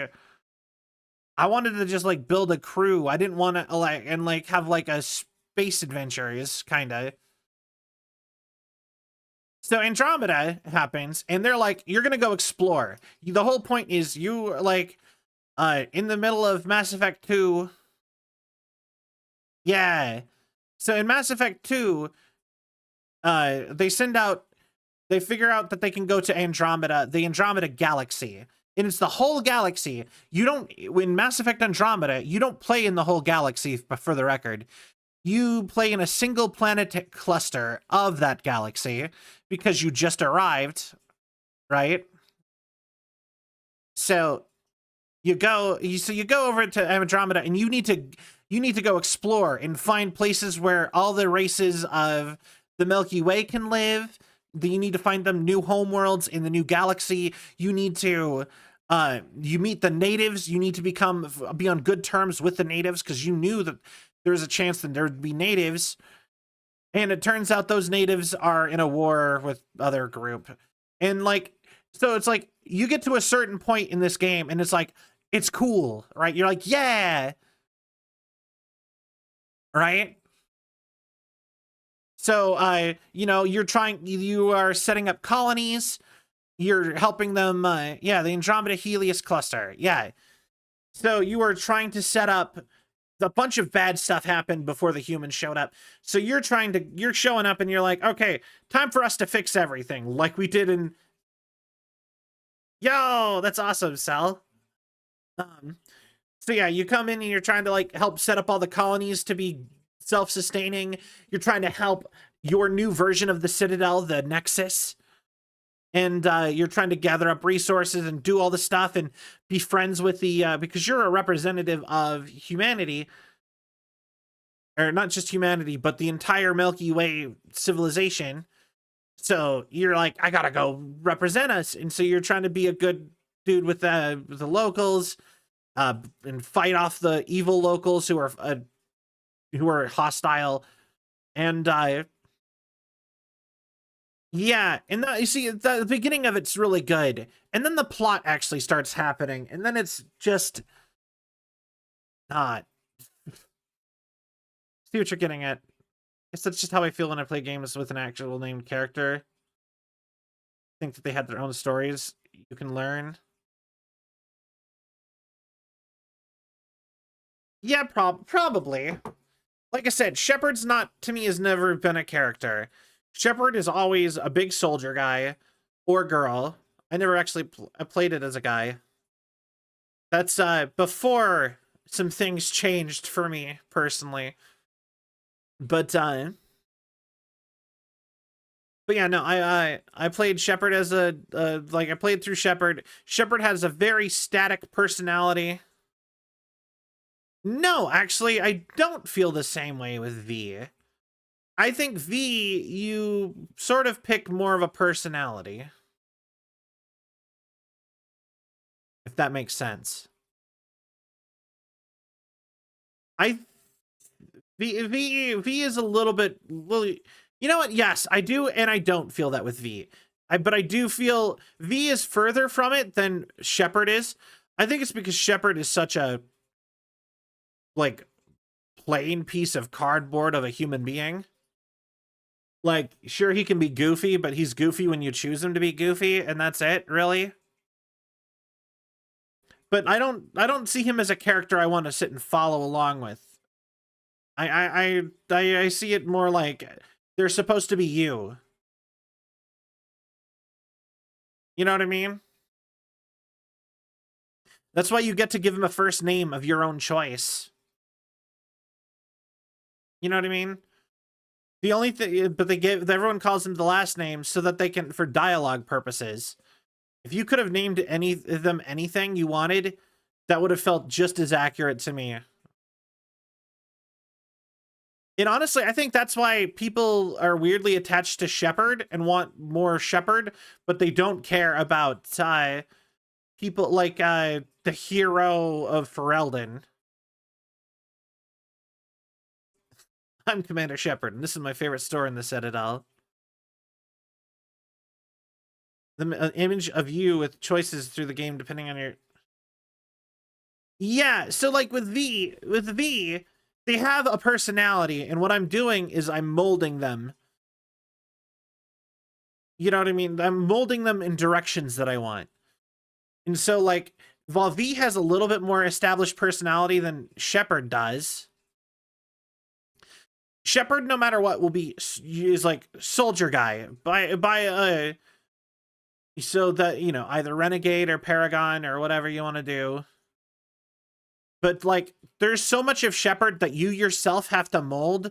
And at any point in time, like, everything Shepard does, there's no like consistency to it. It's sort of just like at any point in time, you can just change how Shepard's acting.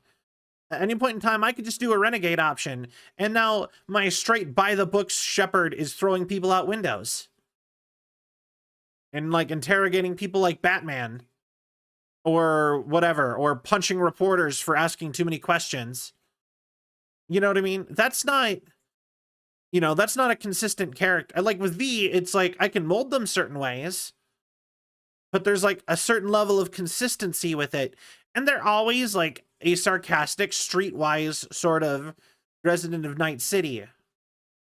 So they're more of a character than Shepard would be, but they're not. You know what I mean? But you still get a say in it. But they're less than like a direct character like Lara Croft. You choose to be an asshole in cyber. Yeah, exactly. So yeah, like I said. Anyways, with Andromeda though, it just kind of flips around and has a bad like second half. The first half is really good. I actually really like it. And honestly, I would have been more interested in where they went with Andromeda, like going forward, than I would have been to go back to the original Milky Way. And I still am. And I will stand by that because it's just like, I feel like they wrote themselves into an inescapable hole with Mass Effect that you can't really get out of. You can't, like, you would have to disappoint a significant part of your fan base by just saying, yeah, 2/3 of you, just your choice, you picked poorly. You picked wrong. You know what I mean? And you know what I mean? With like Cyberpunk, a good example is like of what I'm trying to say with this is that Mass Effect 3 ended really badly because like if you look at how Cyberpunk ends, you don't actually have to continue with like there's no actual expectation that like it's going to continue on with V. In fact, the expectation is it won't. And in the end, you can either be like, everything you do as V will have such minimal impact on the rest of the world, no matter what you do, really, that beyond like the basic events that you have no control over, it all can be just like glossed over with a small time skip, and it just won't matter. You know, so the events of the big events happened, but like, you know what I mean? Let's hope the TV show and 5 will be hits. Yeah, I just hope that they learn from Dragon Age that well, first and foremost, not to write better. I kind of you know what, actually, after what I've been hearing from the new Dragon Age, I'm actually kind of concerned about Mass Effect 5. And the second half of Andromeda, actually. But yeah, when it comes to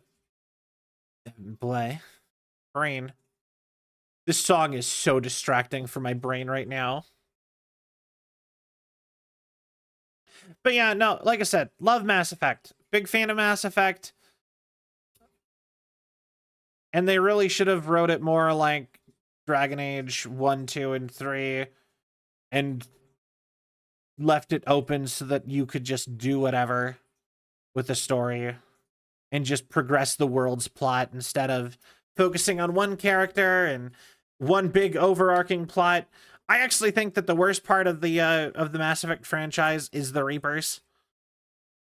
Like, I never really cared that much about the Reapers. Like, sure, like, they're a good, big, overarching bad guy, but, like, I never really cared. I was never interested in the Reapers. And I always wanted to, like, deal with, like, more of, like, the politics in the world and just doing stuff. You know what I mean? Yeah, no, exactly. The Reapers just, I don't know, they weren't that interesting. I would rather have basically, like, Star Trek, I guess, where it's just like stuff happens, you deal with the fallout and consequences of that, and you move on, and just more stuff happens, and so on, so forth. You know what I mean? Instead, they did like Star Wars, and they're like, there's this big threat. And then afterwards, everyone's like, and then the worst part is if you go to the fandom, everyone's like, what are they going to do now with the Reapers? And no one will shut up about that still. It's still acting like the Reapers had to have more Reapers and stuff like that. And it's just like, God. You know what I mean? It's just like, stop. But yeah, no, yeah. Like I said, Andromeda gave them a new start that they could have like let you make all these big decisions to change stuff in the Mass Effect franchise in 3, like you did, like curing the genophage. But it just didn't matter. You got to do that, but like the ones in Andromeda is the clan, like the Krogan in Andromeda, they're the clan that were most resistant to the genophage, period. That's why they were chosen to get sent. They got sent there with everybody else to be like the Krogans. And so they have the restrictions of like the reduced birth rate, so they're not going to overflood everything, and they still have the genophage, but they're actually able to have kids regularly. So it's like their whole thing. And that's like a good plot development that sort of answers both sides of the issue of the genophage. And there's a whole bunch of stuff like that. And it's just like, but no, we don't we're probably not going to get to continue that though. When they start exploring the universe and getting into war with the Turians. Maybe, I don't know when they would even put the show, to be honest. I don't know enough about the show. I did watch the movie, the animated movie about James Vega. I thought that was really cool. I did really enjoy that. I thought it was kind of sad that the only alien that wasn't the only alien in it was an Asari, like the most human looking one you could get, basically. I'm like, give me some Turians or something. Somebody else. But yeah, like I said, I'm a big fan of Mass Effect. Should have put a Quarian. I do love the Quarians. I'm quite invested in the Quarian people. Cough, cough. Oh, that's something I hate. I did hate it. Do you know the reason why, this is like the one thing I dislike about Tali. Like, I love Tali. Tali was my, like, favorite character in, my original playthrough, right? But, Tali's voice actress is the reason we don't have either Tali or Garrus as a bisexual romance option. Because Tali's voice actor did not feel comfortable recording the gay lines, but Garrus's was. But to make it fair, they cut all of Garrus being bi too. So neither character are bi entirely because of Tali's voice actress. And it's just like, I get, wanting to be comfortable or whatever, but it's a character. Like, get over it. You're acting. Like, the point of acting, like, a lot of characters murder doesn't make you comfortable with murder. Yeah, exactly. But, you know what I mean? That just sucks. I hate that.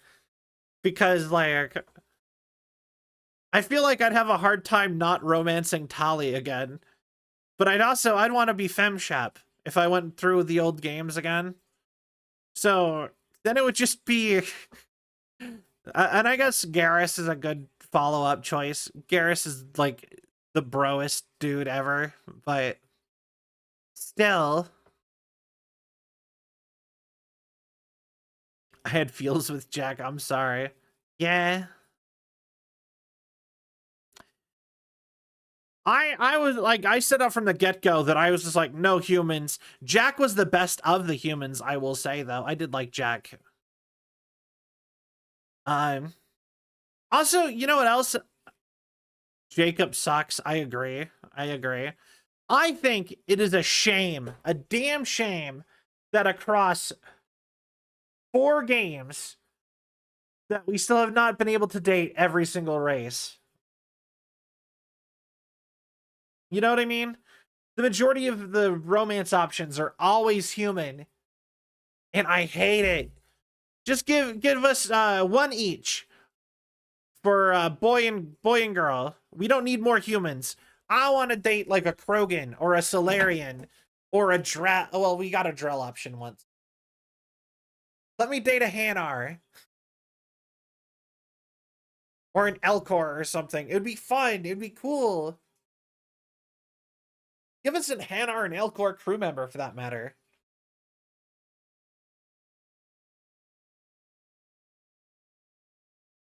But yeah, it's yeah. How is that sus? This one does not think it be that it would be sus. But yeah, no, like I said, it would be great. Well, they need to stop being cowards and realize their real audience. Had to be an alien, that's why I went with Iron Bull and Dragon Age Inquisition. Yeah, I agree. And also, most of the time you're stuck as a human in these kind of games anyway. So if I'm gonna be a human, I already have my viewpoint for like human culture. Also, Mass Effect is based on the real world in the future. Humanity is based on Canada, actually. Like, legitimately, the backstory of Mass Effect's like Systems Alliance is America has a civil war, a second civil war with the North. If I remember right, the North joins Canada as a new country whose space agency discovers the Mass Effect relay and like colonizes Mars. And the rest of the world is still countries, but are gradually unifying behind the Systems Alliance. And they're interacting with aliens, and they're technically not even fully united on Earth. But and then they have all these colonies where everyone's going all mixed together. But like their culture is based off of Canadian culture. I'm pretty familiar with Canadian culture. I'm not that interested in learning more about the humans. They never had a Solarian. Yeah, how did they not have a single Solarian to romance in any of the games? The only and I will say though, in Andromeda, I romanced Vetra, the female Turian. I liked her. They're cowards. I agree. I agree. They are cowards. I don't think Thane is that underrated of a romance. I think Thane is one of the most popular female romances. Okay, so the romance in Andromeda, okay, first and foremost, your options are Liam, Cora, PB, Jal, and Vetra. And you also can romance this like religious lady, you're like who's like one of your pilots. I don't like her very much. Religious-y stuff makes me uncomfortable, to be honest. But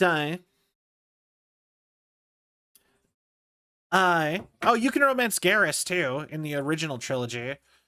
But give me like 2 seconds. Andromeda love interests. Here, I'll pull this up actually. So so so as male writer, you can date Korra. So Korra is a human who was raised by Asari to be a So Korra was raised by Asari to be a commando. I would romance a Krogan in a heartbeat. They're like the best race. They're all so cool. Anyway, so Korra Harper is basically an Asari pretending to be a human. Then you got Gil Brody, who I think he was funny. I can't remember him very well. And then you can dare. Then they also added a bunch of like random romances where you don't actually have. You can have like a fling with a side character from like a quest line. So as male writer, you can date an Angaran, which are a pretty cool race. I actually like the Angaran.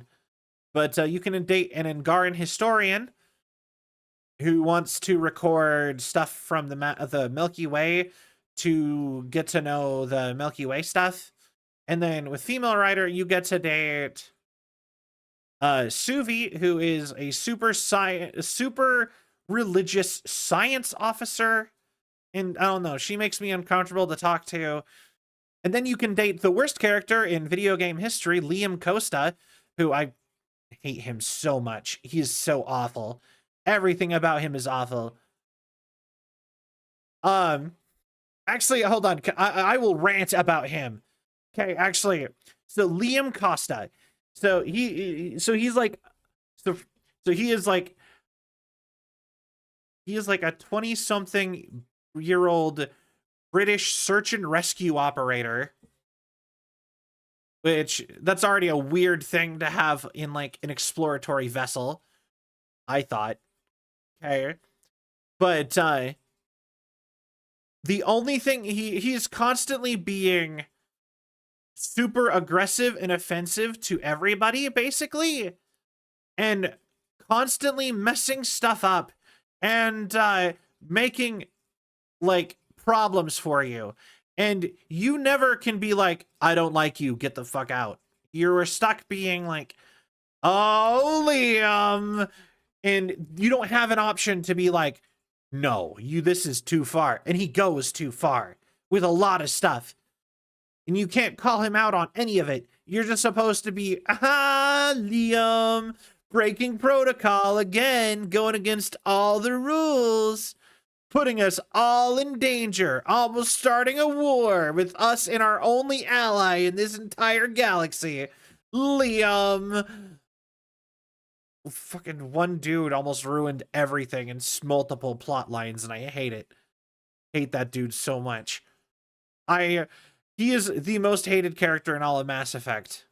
Who else but Quagmire? Yeah, and like I said, you cannot be mean to him. That's the worst part.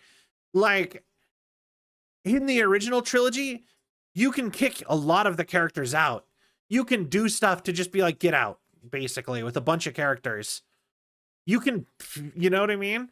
But you can't do it in Andromeda. Because they were so sure you would like him, I guess. Or maybe they knew that you wouldn't like him. I don't know. And then you have the best characters, which, hilariously enough, most of the best characters are the bisexual options, which you have PB, who is she is like a younger Asari. She is also like 20 something, like she is younger than Liara, but like, so she's like anyway, she's like 21 but in Asari years. And she is trying to be like an academic, and she wants to be an archaeologist. But she claims that. But what she really wants to do is be a treasure hunter a la Indiana Jones. So she's like going around trying to figure stuff out, hacking robots, like these ancient robots that are around and stuff, and doing all sorts of cool stuff. I really like her. She's really fun. She joins you immediately because you get the ability to through your AI assistant that you have get into these ancient ruins, and eventually like her whole plot line is realizing that she likes being in a team and she doesn't have to be this big solo whatever thing, and like, you know what I mean. And there's a whole bunch of cool stuff. I like her. He, she's pretty likable. I thought Jal is an Angaran. He is really great. I actually love Jal. uh he is sort of like if Garrus and Javik from the original trilogy sort of were mixed together. I really like him. And then Vetrai. I really like. Then Vetra is a Turian. She is a your requisitions officer. So her whole job is that she gets supplies when you're at planets, but she also goes with you, and she's a former mercenary. And her whole thing is that she's like the big sister archetype, basically, kind of. And she has a younger sister who works in the telecommunications of like their equivalent on like the Nexus. And you have a bunch of stuff with her and her sister and trying to help out. And she has a really cute romance that includes at one point her trying to make a gesture of making food for you, because since she's a Turian, she can't eat.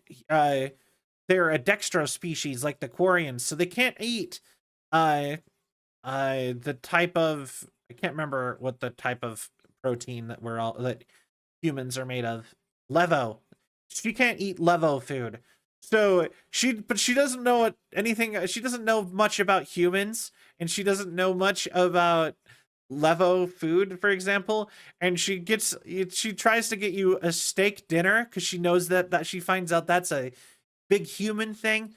And she just gets something labeled cow in a bag. And she's just like, I could, you just try to eat it, and she's like, wow, this is great. What is it? She's like, it's a steak. The bag said cow. Or something like that. I can't remember. It was really funny. And then you can also date this one dude who is like evil, basically. You just get the option to romance one of the main bad guys of one of the like planets. I thought that was kind of funny. And then your last one is you can just randomly cheat on your significant other with a random Asari reporter.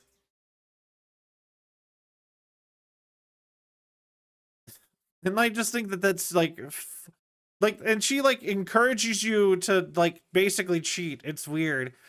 And yeah, they had a whole thing where they wanted like, they even advertised it with wanting to add a poly option where if you had certain combinations of romance options, you could date multiple people, but only certain combinations. And it turns out that what that meant is you could cheat on your girlfriend, on your significant other, with specifically this one Asari reporter. And I don't know how I feel about that to this day still. But yeah, like I said, like they had some good characters.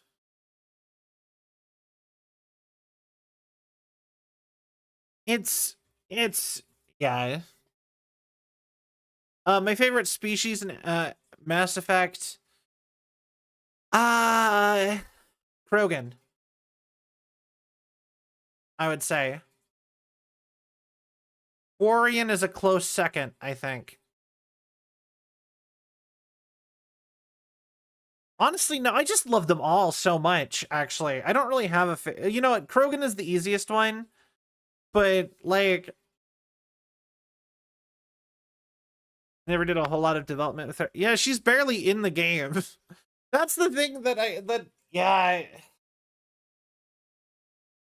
why I kind of wish they just did one-offs with like new protagonist every game. Because I just feel like it would fit in better with some of the stuff that they're doing. Because then they could have all the new romance options every single time, and you only have to develop characters for one game, and then you can use them as much or as little as you want after. Like, a good example is Dragon Age. In Dragon Age 2, Meryl is a huge character. I love her. She was my romance op choice when I played when I played Dragon Age 2. And she was doing this big stuff and figuring out stuff with the magic mirror, and it was really interesting, but it has not done anything since. That's plotline abandoned.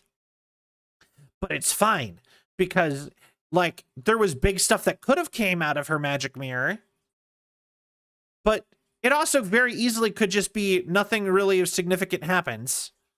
You know what I mean? It's not that big of a deal.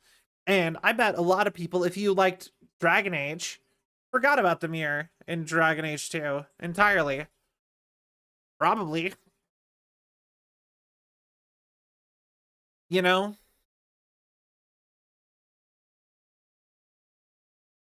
So it's just the way, like I said, but that's like it's not a big deal though. And I feel like with Mass Effect, because it's always the same main character, it feels like a big deal every single time.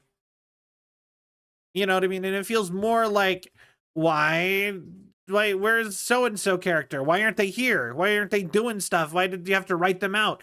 Well, they didn't want to make them a party character. For not being able to romance Zahid? Oh, I couldn't figure out how you were supposed to do it. You get him so late, and then once you have Zahid... Or wait, no, sorry, you're Mass Effect. Sorry, I was thinking of Dragon Age. There's a character with a similar name in Dragon Age also. No, Zahid is great. I wasn't upset that I didn't get to romance him, but I felt like I got like, you know what I mean? It's still like, it doesn't feel dissatisfying in Dragon Age when characters don't continue on staying relevant as it does with Mass Effect. Because with Mass Effect, it's like, yeah, why is Zahid gone? He's our buddy. You'd think he'd want to hang out more. What's he doing? Why can't we put him on the payroll? You know what I mean? Also, another thing that I like, I could really go on about Mass Effect. I love Mass Effect. I don't understand why you are limited to so many party members. Like, you have a whole crew on the ship. Why don't we have multiple teams going in? That doesn't make sense. Mass Effect is such a good franchise. I think a thing that I would find to be an improvement to Mass Effect is I want every party member on comms, if they are not in your party. If there either should be another squad doing their own thing, or they should be on comms. And they should be able to make comments and stuff, because the fact that nobody has radios and like are communicating with each other, like the fact that I can go do a mission entirely about Grunt or whatever, or Rex, without them with me, and I can do all their stuff without them, or stuff that they would have comments on without them, and they're just unaware of it, is weird. The thing is that you have a whole battalion of people on that ship. There's tons of dudes on there whose whole job is to be security for the ship on the ship while the ship is flying around. Like, why do we need... If we have a whole, like, army squad on the ship, why can't we send in, like, our whole elite unit dudes, all of them in? Why do we have to leave so many of them on the ship? Like, Jeff... Yeah. Or like, even if they just like had it be like, in Mass Effect 2, and in Mass Effect 2, the final quest is how I think every quest should be. You should have multiple objectives that have effects by sending in other groups to do other objectives that you are not playing. You should be like, okay, we need to make sure we have a safe place to get out of here. So I'm going to need Garrus heading up party 2 with you, and you. And y'all are going to be guarding the ship, and we need to get back to you when we're done. And that would make sense to me. But so many of the times, it's like they sit on the ship and it just do nothing. Andromeda has a specific quest that I thought was the worst offender of this. Because, like, you have a crew of people on the ship. They do not sit there and wait for you. They're flying around outside. But they drop you off and they split your attention. They're like, you can either go save the Krogan scouts or you can go save the Solarian Pathfinder, who is the entire reason you're even here. Right? And when you find out about the scouts and how bad that is if they got the Krogan scouts, why do we have one team in here? Why do I not send in the rest of my dudes to go and do that while I go save the main objective? I don't know. I have a whole thing with that. I could go on about that. That's like something I was always like that with Mass Effect. I'm like, what are they? What is everyone else doing? What are they doing on the ship? Put them in here. Get them doing stuff at something. And Space Marine 2 works. Story missions can have other missions going on in the background with B and C team who are talking. Yay! Just to see what they would have done differently from Shepard. The thing is that I don't even think you need to be able to play as them and know the... I just think you should have... Every single quest should be like the Suicide Run from Mass Effect 2. All of them. Or basically all story quests at very least. And I think you should have you should have multiple objectives and having other people doing stuff. And if you don't, I think they should have the characters on comms at minimum. So that if something big happens and it like drastically affects so and so, but they're not there, they can be on the comms being like, Shepard, we need to talk about this. How, you know, something like that.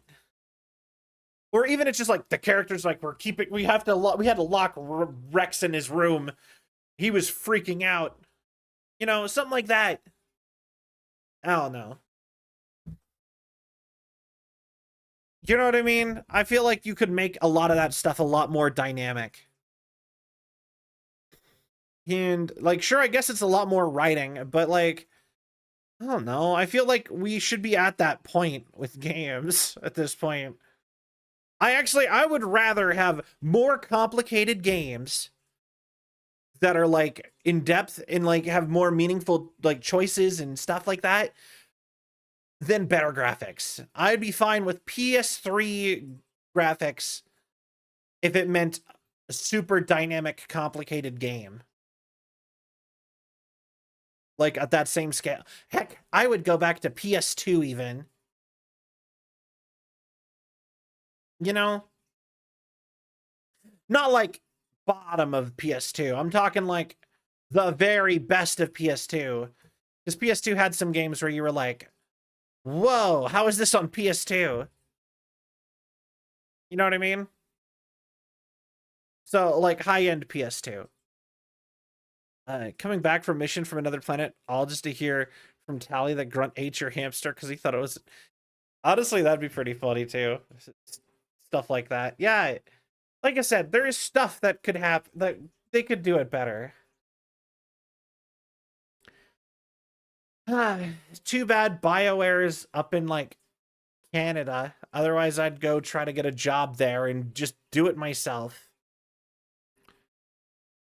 100 goddamn. Hate the race for the most amazing realistic graphics. They're not going on. You've got going on. Yeah, no, the graphics aren't good. I don't care about the graphics. The like legitimately, the jump from PS4 to PS5 imperceptible to me. I don't see any difference. Like, okay, I can see a difference in like loading time. Sure, I'll give you that. The PS5 loads a little faster in games that can run on both. But like visually, I don't see difference. Still insists she does, and I think she's lying. I don't see a difference.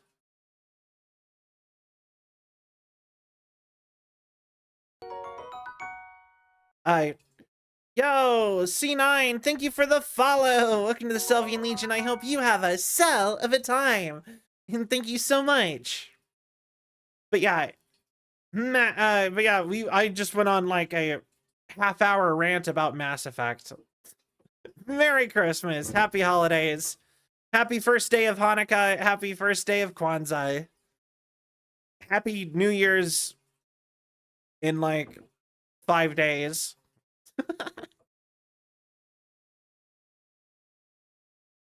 Hi, how are you? I'm doing great. How are you?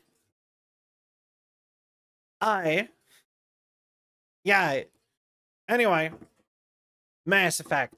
Like I said, it's so weird to me that like Metal Gear Solid on the PS1 had a whole huge dynamic system for calling your friends while on mission. And Mass Effect is like, we have to ignore half the cast by who your choice, despite it being 100 years, like hundreds of years in the future. You cannot communicate with the ship.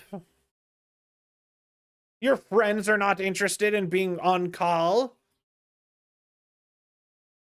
Such a good looking game in my opinion. I agree. I love Metal Gear. Metal Gear just got home from the hospital due to a coma I was in for. Oh no. I hope you're okay. I hope you get feeling better. Okay, this might be an insensitive question, and but did you do that whole like alternate reality, like Second Life dream? I always wondered if that's like a real thing, because it's in TV so much, where you like have like a whole second life that you go and live whenever you go into a coma. You know what I'm talking about? That like trope? Did that actually happen? A lot of recent games should have gone for a more cartoon anime style unless... I agree! No? Oh. You know what? Fair enough. The one bright side to a coma doesn't exist. It makes sense, I guess. Why would something interesting be real? Or you know what I mean. Anyway, no, I agree though. Video games should go for a more stylized look. I think doing like more stylized is just better. And then when you up-res it later on, it's just an improvement. It doesn't like we don't need everything to be realistic. I think everyone's so obsessed with the real world. It's the same reason why like people aren't so big on animation. Like having things look real is boring. Then I wake up, I felt so... okay. That makes sense. Marvel Rivals is a great showcase of it.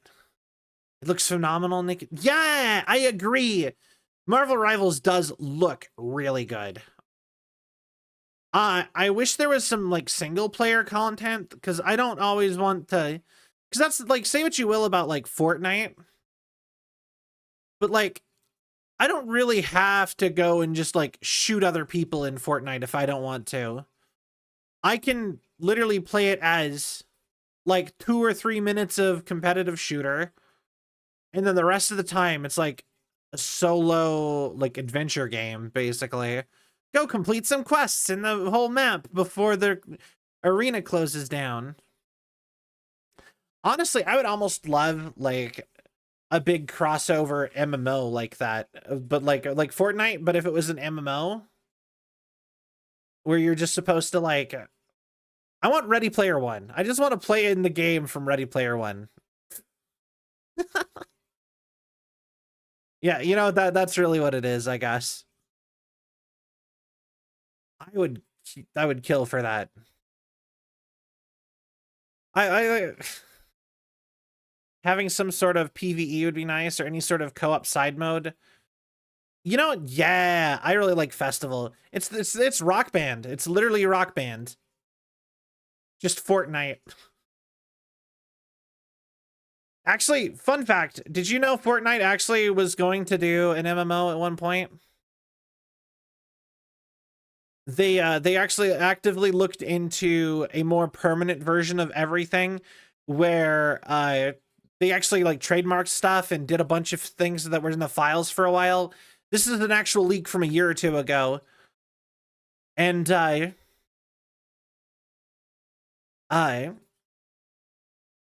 anyways, they were doing this whole thing where it was going to be an MMO, and it was going to be like they would have like new content come in from all their collabs, and you would go do it, and you would permanently gain all weapons from everything, and you would hold on to it, and it'd be like a whole, it was basically Ready Player One.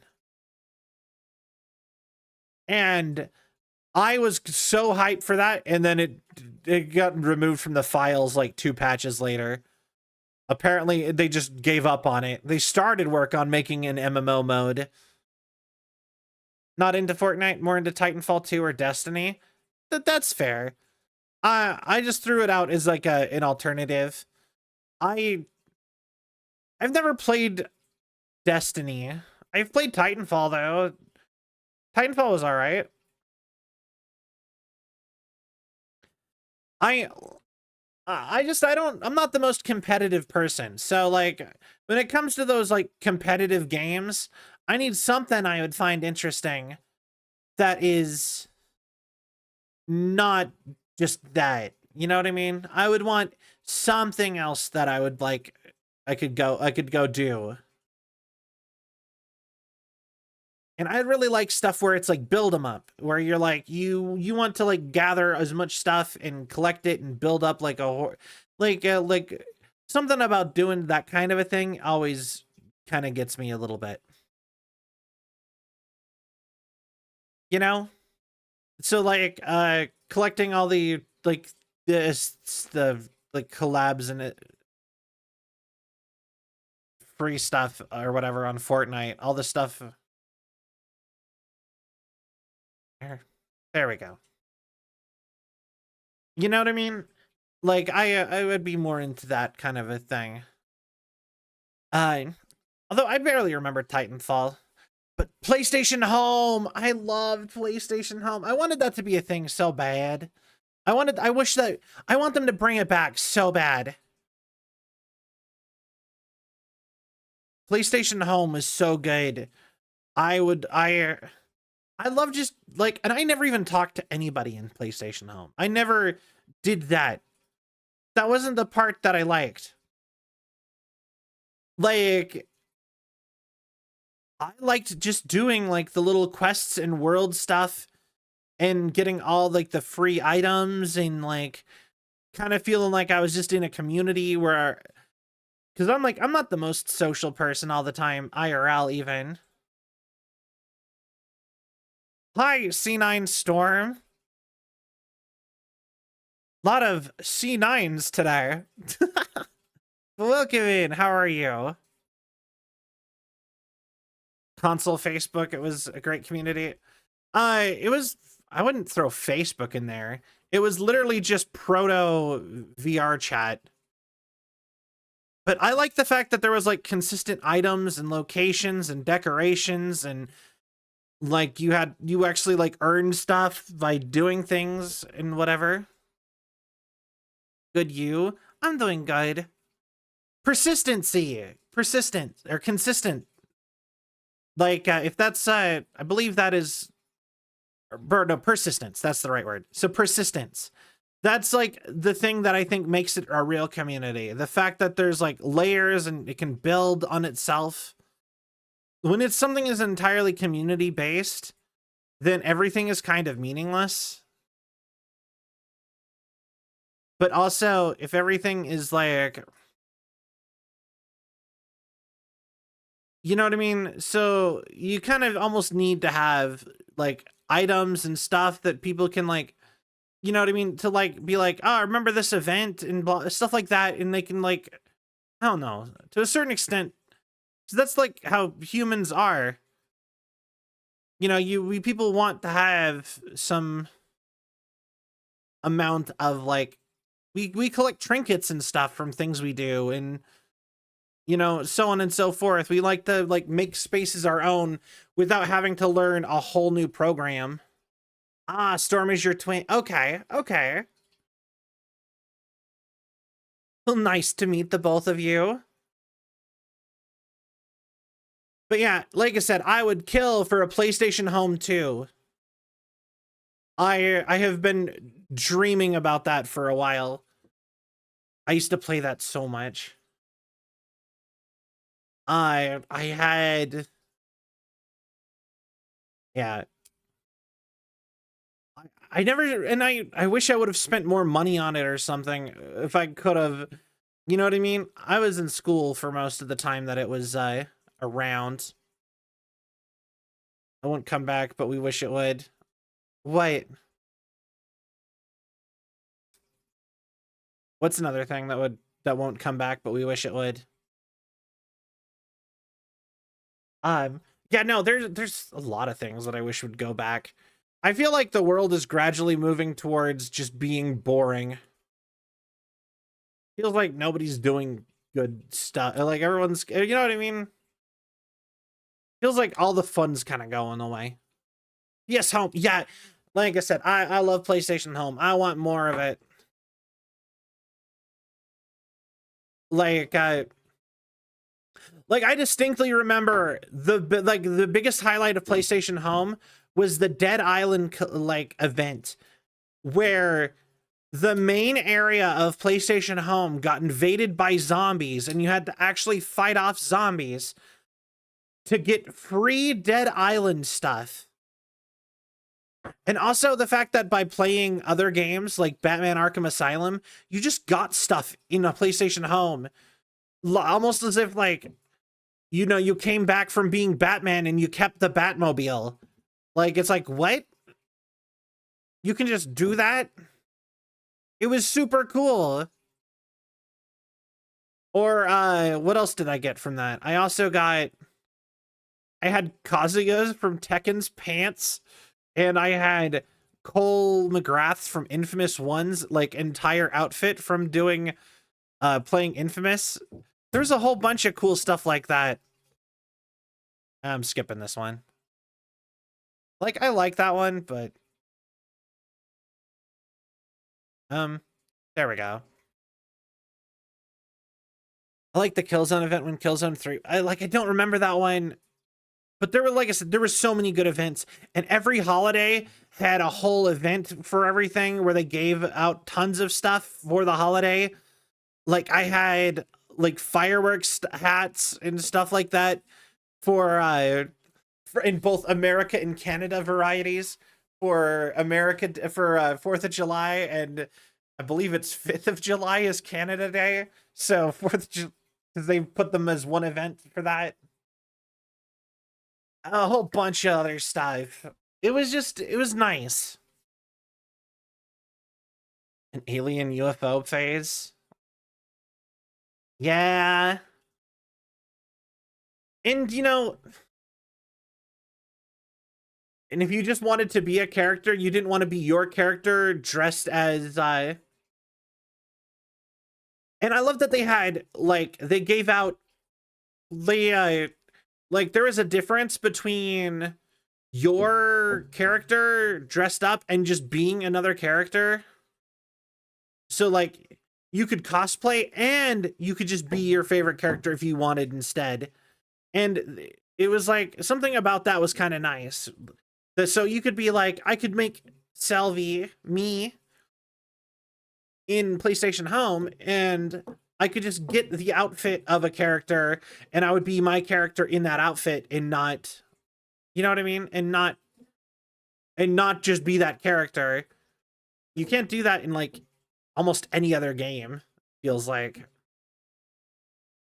Usually it's just you snap to being that character if you know what I mean?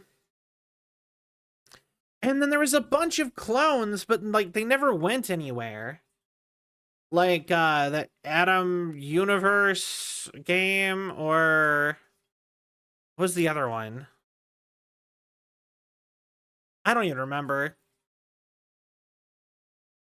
Had a Rasta alien outfit for when they were in an alien UFO phase. Yeah. But yeah, like I said, I don't know. I would kill for a good like MMO of that sort of type. I wonder why no one's ever actually tried to make a big crossover MMO. Like, I guess you would have to like get a certain level of success before you could start collabing and building it up to that. That game was The Lobster. Since it was free, you could tell when new people hop. I don't remember The Lobster either. That's I did remember when if you bought the like $3 pack, like supporter pack, you got a hamster costume, and I saw a ton of people in the hamster costume. And if you there was a way to get a lot of people had Lightning from Final Fantasy 13 as their character too.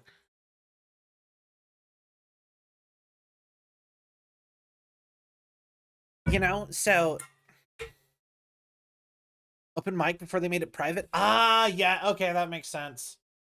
I don't even remember when I started playing versus like everybody, how far into the PS3 I was when I started playing Home. It's actually PlayStation Home is the reason I even bought a PlayStation 3. I had an Xbox and Home was my console seller. That's like the crazy part about PlayStation Home. The fact that there was just like, oh yeah, no, there's a whole MMO in here where all your achievements and stuff become actual like items for your house or your character, and that was so cool. That was like that was like the thing for me, because that is like what I had been wanting out of a game so bad. And I honestly, I would kill for a like some for like for that again. Give me a console with an MMO as its like basically its operating system, and make it so every single achievement in a game gives me stuff from that game to keep forever. I will go and I will play so many games to try to get everything. Invite 10 people and watch like IRL. Yeah, no, they had whole TV stations and channels and movie theaters in the game that would just play stuff. It was so cool. But same quality of community ever since PS Home went away. Yeah, I agree. But the thing is that I know that that was a huge money sink for PlayStation. They didn't make money from that. And it was definitely way ahead of its time. That's why I keep hoping that we're going to get a PS Home 2 that's just PS Home, but maybe put it in VR. Actually, I think if you put it in VR, it would kill. I think you would actually have a solid competitor for VR chat. People would actually have a reason to buy PlayStation VR instead of just getting an index. Thank you for the care package, Mac. I will do that real quick.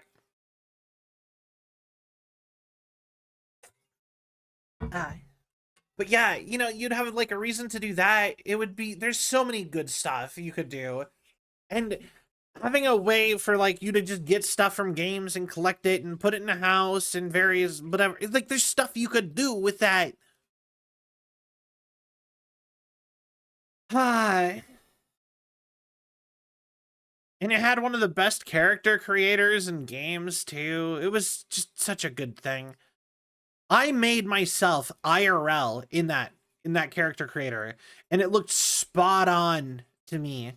I've never been able to do that. Would I get a new character creator, and a lot of the time I will try to make myself IRL in it if I can, because I just think it's fun. I wouldn't do that as a VTuber, for the record, but me personally would do that. And the thing is that that is the only game I've ever been able to get a literal, like, you would not have gotten it closer to what I look like if you 3D. The only way you could get closer to it than via PlayStation Home would be to 3D scan me. It was nuts. I loved it. But yeah, like I said, PlayStation, give me PlayStation Home. I will make it. Maybe. Let me plan it. I will design it for you. I'm about PlayStation one step away from back in my day. I mean, it could be worse. PlayStation Home is cool. It's only PS3 era. Like, you know what I mean? We could be talking about way older games. PS3 isn't that old. It's old at this point. It's like 10 years old. Yeah, it's like 10 years. It's over 10 years old now. But you know what I mean? It was still, I don't know. The clones of PlayStation Home are still alive. So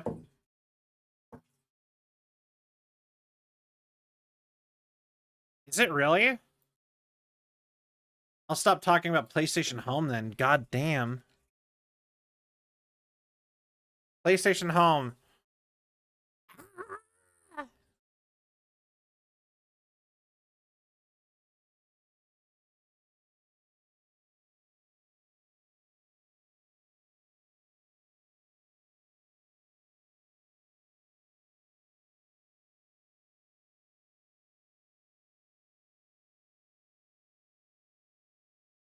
So anyway, let's talk about something else.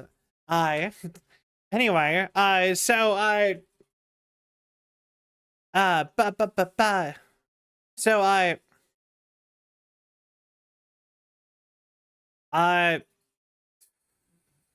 crap, conversation.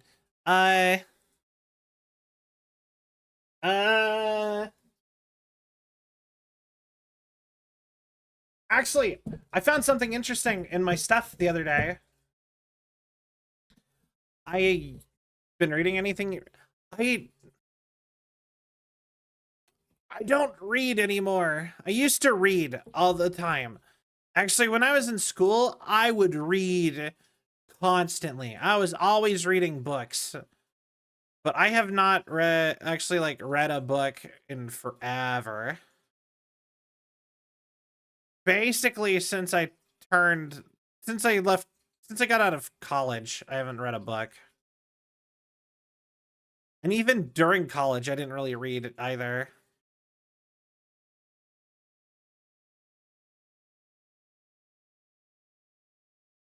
But yeah, I do kind of read comics. I do read comics. I read a lot of webtoons. I used to read a lot of just web comics in general. I've been struggling to keep up with the web comics where they have a website. Something about once webtoons came out, it was just too easy and convenient. I kind of stopped reading everything else. I used to read this webcomic called Girl Power, and it was really good. It was about superheroes. Like I said, haven't been I get updates from them sometimes on like Twitter or my Reddit account whenever I randomly pop into it. It's like, have you read the new issue of the new page of Girl Power? And I'll be like, I'm like 700 pages behind. I don't know. It's probably not. You know what I mean? I don't even know what's going on in that storyline anymore. I haven't read it in like 3 years.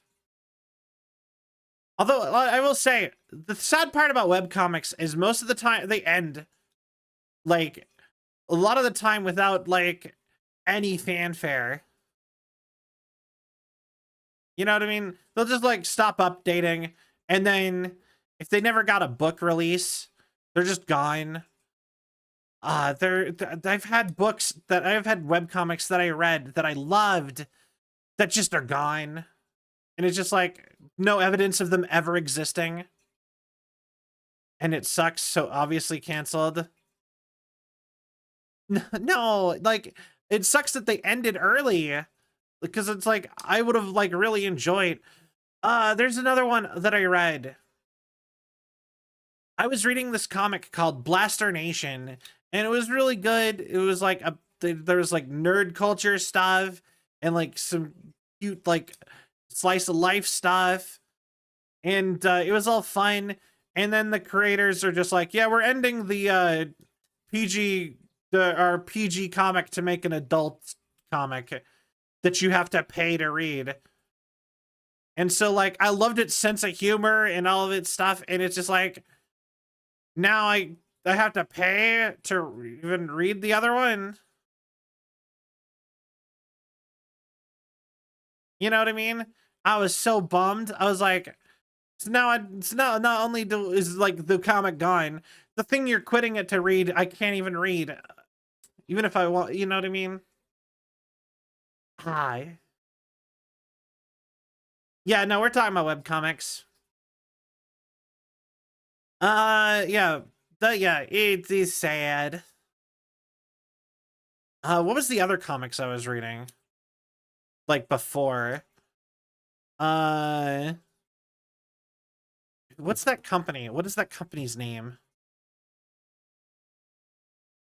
Give me like 2 seconds.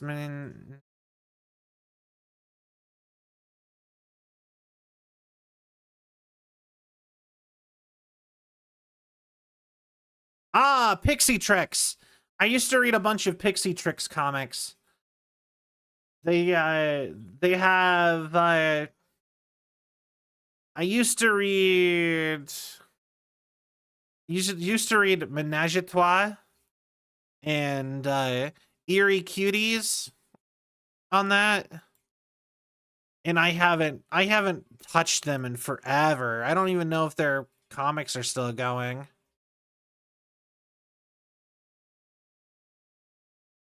But like I said, I used to read a lot more webcomics. I've always been a huge fan of it. In fact, no, that's Pixie and Brutus. No, Pixie Tricks is a comic company. If you look up Pixie Tricks comics, you'll see the comics I'm talking about. I used to read 2 of those. Like I said, Menage a Trois or Menage a Three and Eerie Cuties on that. Don't remember where I was at all with them anymore. I used to read Commissioned Comic, but that pretty much is over. I assume. Actually, yeah, no, it's gone. See, I used to read a comic series called Commissioned Comic forever ago. And they're one of those ones that just ended suddenly that made me sad because I was reading it and then it was just gone. And essentially the creator, I found it because the creator was on a podcast I used to listen to religiously. And for the record, that podcast is why I started making stuff on the internet. It's because podcast was one of the first things I actually discovered on the internet ever.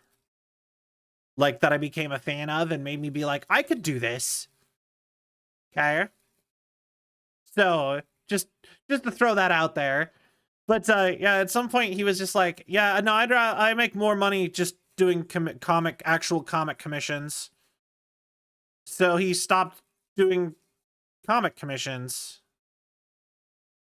Or so he stopped doing the comic and started just doing he just started doing commissions. He has a YouTube channel too, so like I don't know, I can go get art from him actually. That might be a fun thing to go do. But yeah,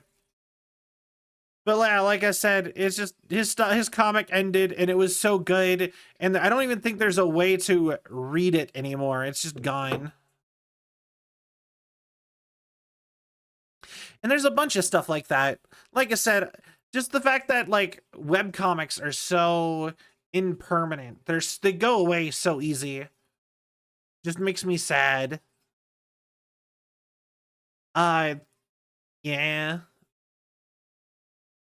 Exactly.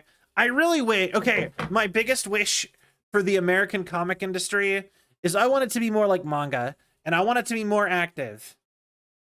Oh, like the comic industry in general. I want it to be more international, more active, and more like the manga industry. I want people to be able to just get anything published in mass amounts for really cheap, and if it sells, it sells, and if it doesn't, it doesn't. And we can like release books in waves and they'll just be everywhere.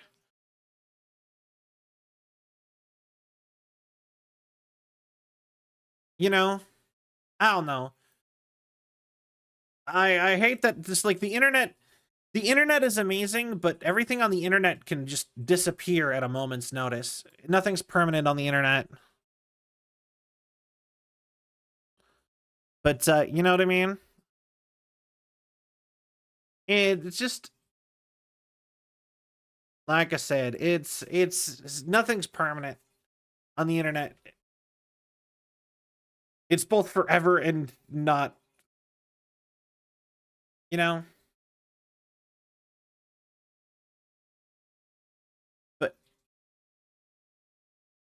But yeah,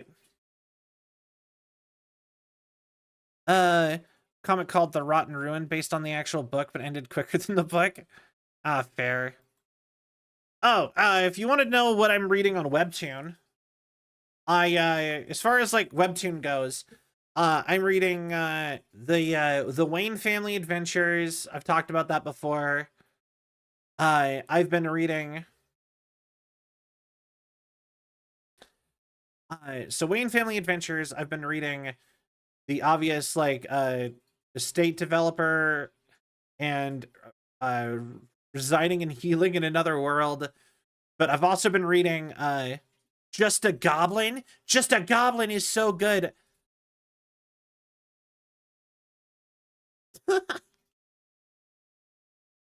But yeah, Just a Goblin, super good. Highly recommend that one. It's got music and stuff. It's good. I also read Gull, Gul, and Darby.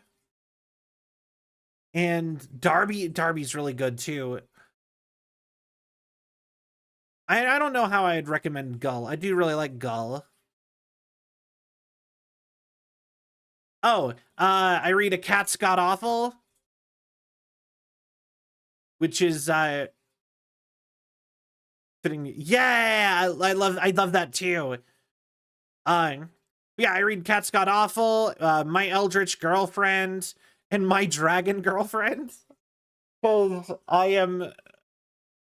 am a hopeless dork who reads a lot of romance nowadays, apparently. I guess I 5 years of being single will do that, I guess. Give you a taste in lesbian romance comics. My MC could see and talk to ghosts. Ooh, that sounds fine. What else have I been reading? Cat's God Awful is really funny because it's literally just the whole idea is it's supposed to be an anime plot in Texas. So, like, she finds the god of cats and gets turned into a cat, and then, but it's in Texas, so it's just like, oh, okay. Like, there's just a bunch of funny stuff with the fact that she's in Texas. Like, they do the anime walk thing, but they have to go for like multiple panel, like whole like chapters of walking and talking through a cornfield to get where they're going because everything's so far away. So they're like, oh, we just have to walk down the road to the whatever place. And it's just like them walking and talking in a cornfield for like 4 chapters because of how big Texas is. And I just love it. I'm just like, yeah, okay. Yeah.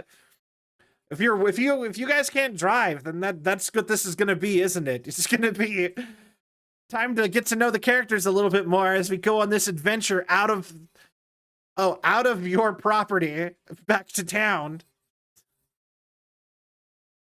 Romance has been my rock over the years, just a comforting. I agree. There's something nice and kind of hopeful about romance stories. I always like that. They're weirdly, they really feel good most of the time. But yeah, I read this one bug one, like Bug Fables or something. I can't remember what it's called though. It's so hard to remember names a lot of the time.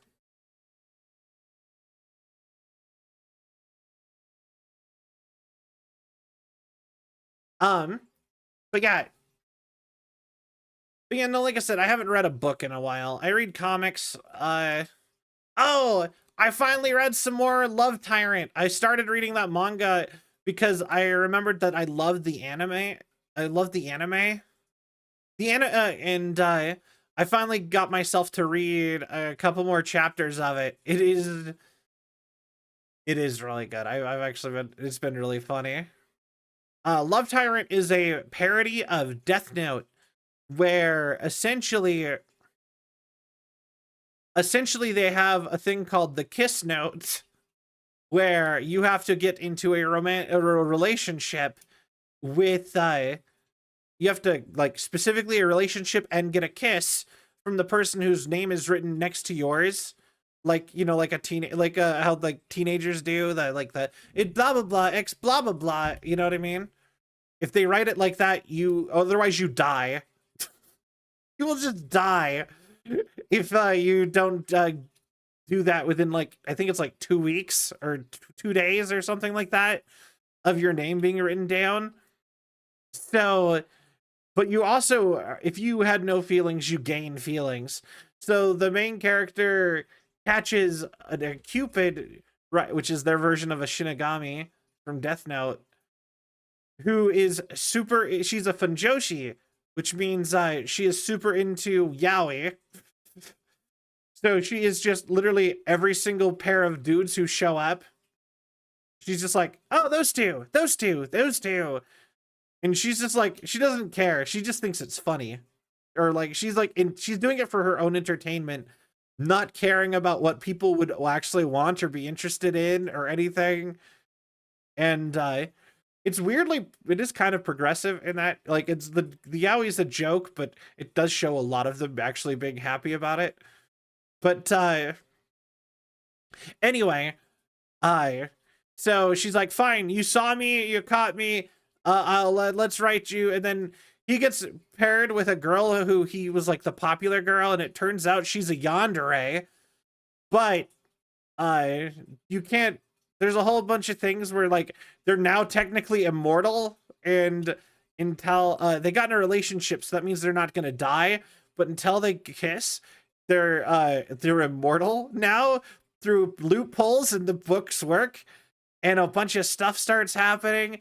And she's like, you know, you are fun to hang out with, and puts her name as part of it, and it becomes like a little bit of a harem anime because they add they have like a love X kind of, no, not even an X, like,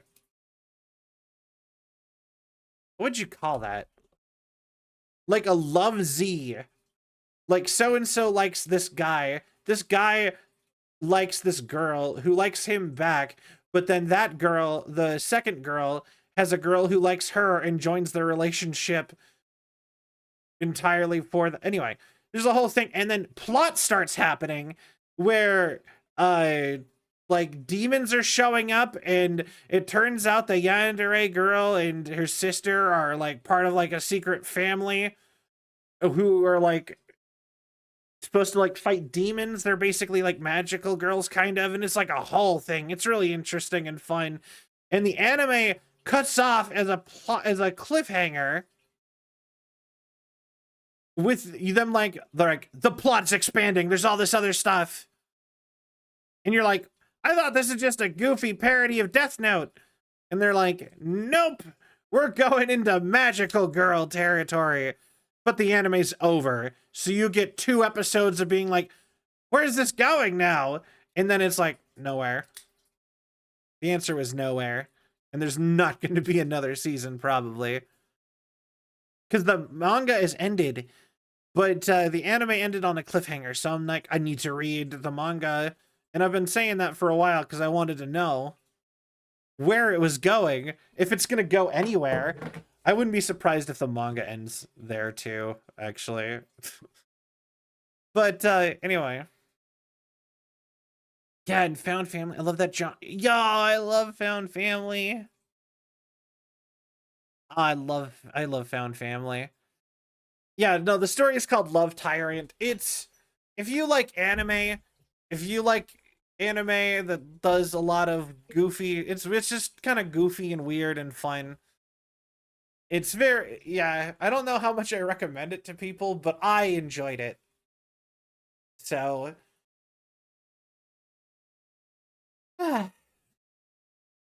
you know, in the end, that's the best vouch I can give it. I've enjoyed things that I wouldn't recommend to other people many a time. Actually, if I was even to pop up my anime list, I will tell you the first thing that pops up that's a high ranking thing that I would not recommend to somebody else. Okay, all of my 10s are pretty solid so far. 9s, solid. I know there's gonna be something that's gonna pop up. Hold on. I don't know if I would actually recommend the old Pokemon movies, but Pokemon, I guess, maybe. Okay, actually, there's one. Kikaider. I love Kikaider. We've watched it in for a while. That was what our watch-alongs were gonna be. Were being in the server for movie night. We just sat and watched all of the Kikaider anime for a while. And then we switched. Then I kind of faded out of doing the movie nights. But Kikaider is kind of related to my VTuber character, my my lore. In fact, yeah, Kikaider is super interesting. Like, it used to be able to watch. It's a Power Ranger show. Okay, so there's a Power Rangers show. There's 3 of them, actually. There's 3 Power Ranger shows, and then an anime. And the anime is based off of the manga adaptation of the original show. And so it's a little bit different and rewritten. It's not Power Rangers. Okay, so it's Tokusatsu, which is that style. Tokusatsu is different than, so Sentai, S-E-N, with an S, Sentai is like the super teams, and they're usually color-coded. Technically, most magical girl shows are also Sentai, believe it or not. But Sentai is like Power Rangers, and they're like blue, red, green, merged together, blah, blah, blah, blah. That's like Voltron, that's Power Rangers. That is like a distinctive thing. But Tokusatsu is that type of show where it's like the live action with the suits and people do stuff. There's other types of Tokusatsu than just Power Rangers. But Power Rangers is probably the most iconic show in America in that regard. hilariously enough, in Japan, they actually consider shows like Buffy the Vampire Slayer and Supernatural to be tokusatsu. Arrow, the CW DC shows, those would all be tokusatsu also, but so it's a little bit more developed than that, but it's a tokusatsu show about it's a tokusatsu show about a android who is meant to fit in with humanity and be a superhero, basically. And he's supposed to uncover this secret plot by an evil villain. And there's if I didn't have that as if I didn't just admit that that's one of the biggest inspirations for like my character or in my lore, I would be lying. I loved it so much. And I watched all of Android Kikaider, the original live action show, at work. At one of my previous jobs. I watched it all on, like almost all of it on YouTube. And like I said, it's a really good show. And also it actually released in America. It got a dub. It's a live action show that got a dub and released in America, in Hawaii, and was actually super popular in just Hawaii and never spread out of Hawaii. Like, it's actually a weirdly, like, it's got weirdly in-depth story, like, history, and it's, like, it even has, like, American connections that no other of those type of shows. Oh, I have a Chroma Squad.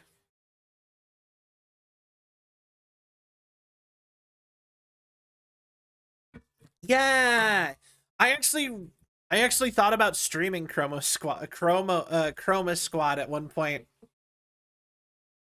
I think that'd be a really fun game to play, but I also, part of me feels like it kind of seems like a mobile game. So I don't know how entertaining that would actually be. And it's funny that, like, but, like, Kikaider is, like, my big tokusatsu show. I love Kikaider. And I kind of want to try getting into Ultraman or, uh,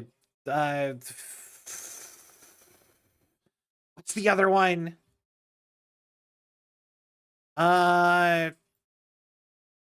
Tokusatsu shows. Kamen Rider. I kind of want to try to get into either Kamen Rider or Ultraman or some of the other ones, because, like, I never really got that into Power Rangers. I do like Power Rangers, but I was never like a big Power Rangers person. And so I kind of wanted to try to get into it more. But I never know where to start, and a lot of the time there's a lot when it comes to those shows. You know what I mean? So, yeah. But there used to be a YouTube channel called Toku Shoutzu. Instead of Satsu, it's the word shout. The Sot in Tokusatsu. And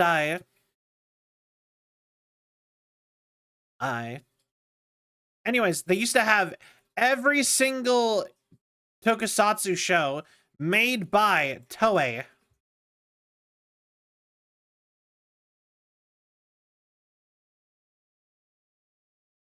And like I said, I used to watch, they just had it all available, and I used to watch it all the time. Kamen Rider is good, but it can't be as hell in the start, especially the newer ones.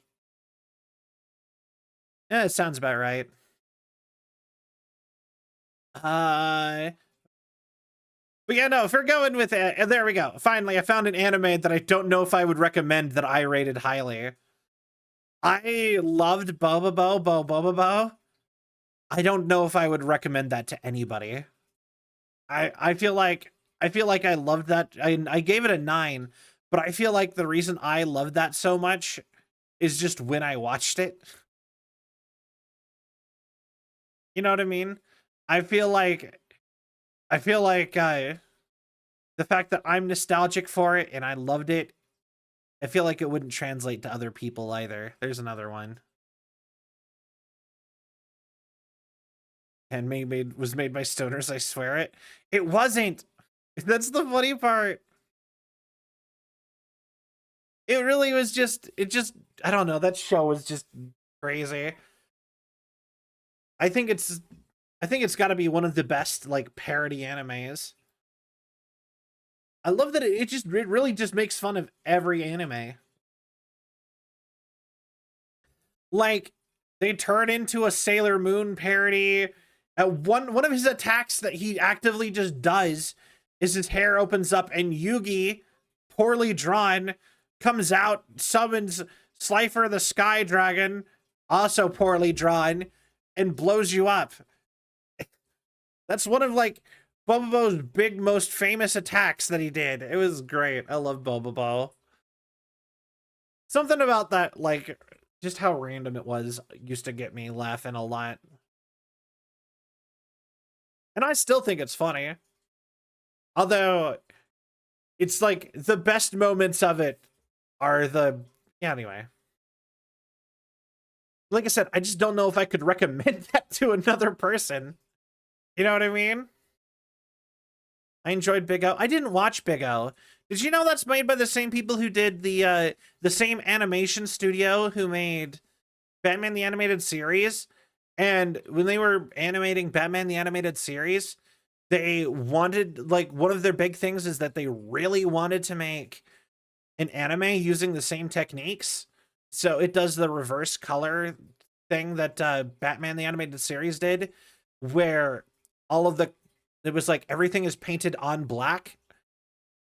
Like all of the cells for animation, they start with pure black instead of pure white for everything.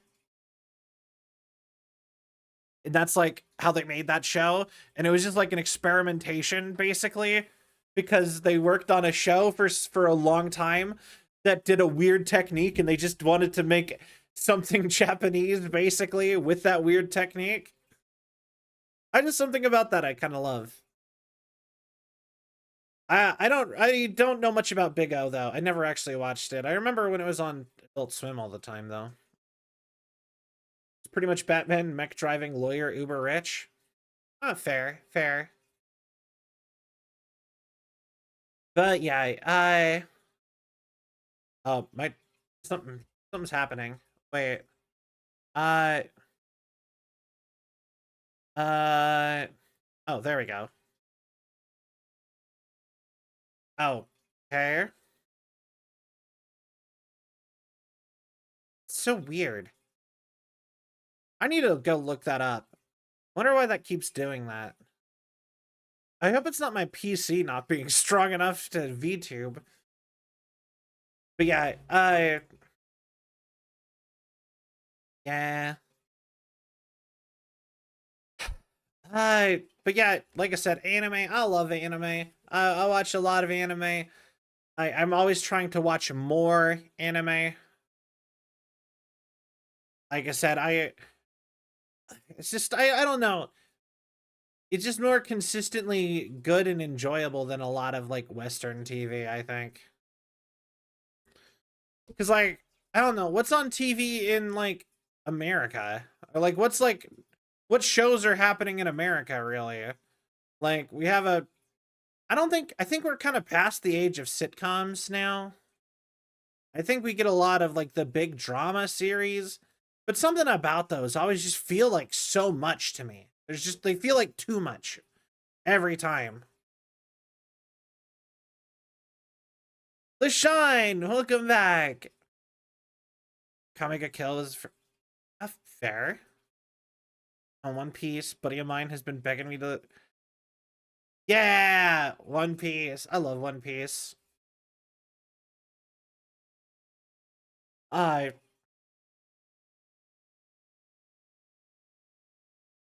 But yeah, today is the one day that we will do Christmas music, probably. Spike, hello, hi, welcome. How are you? But yeah, what? brain. Your sad cat has arrived. Well, stop being sad. Quit it. You stop that right now. It's happy time. I got bells on my head. Nuh-uh. I don't know. That's something I do all the time. That's like the dumbest dad joke I do. Is it a dad joke? I don't even know. That's something that like my family always did. Just like, why aren't you blah blah blah? Or I'm blah blah blah. Stop. just stop. We're gonna have a cell of a time here, and that's final, Buster. But yeah, no, my dad would just be like this is a joke from my actual dad that happened a lot. Just like, I'm tired, Dad, I'm tired. Well, stop. Okay, yeah. That's the end of the joke. It's just stop. And I don't know why, but that's such an integral part of my humor now. Just like, don't. Just don't then. Stop. I'm feeling down in the dumps today. Well, stop it. Oh, yeah. You know what? Yeah, sure. Why didn't I think of that? Yeah.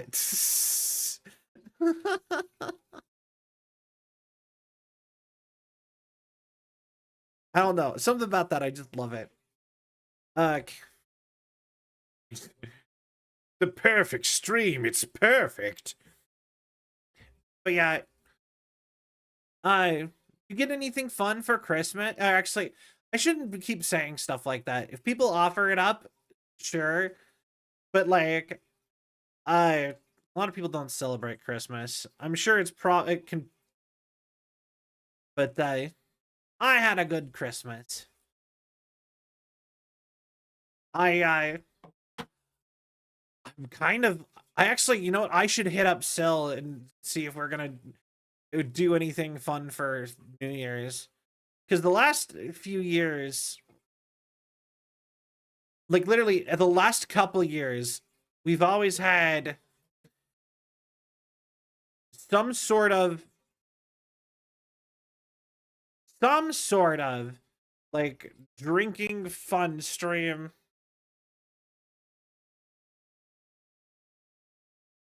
Usually it's like there has been a drunk New Year's stream every year.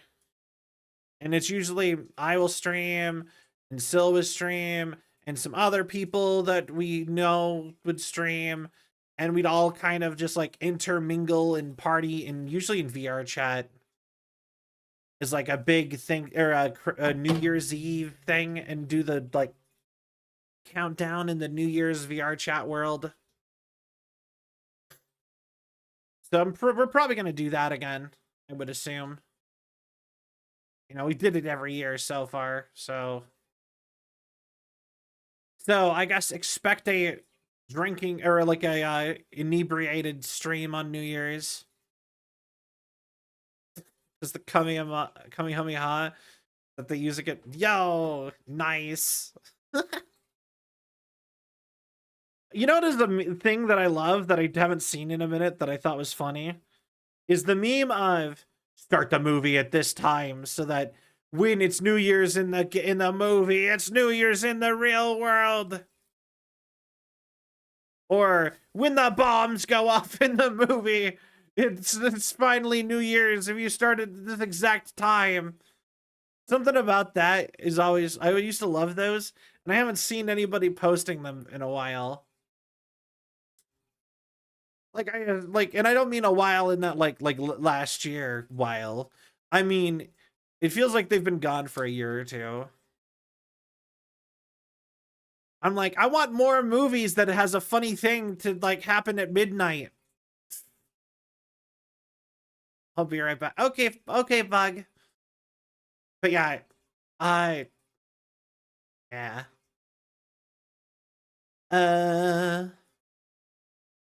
But anyway, um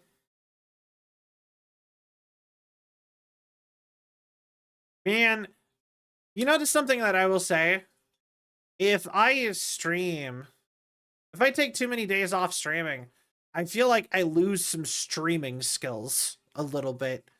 Like my ability to think of more things to talk about a little bit takes a little bit of a dive. Getting the yippee-ki-yay from Die Hard to happen at the dead of midnight. Yeah! Actually, I watched Die Hard yesterday.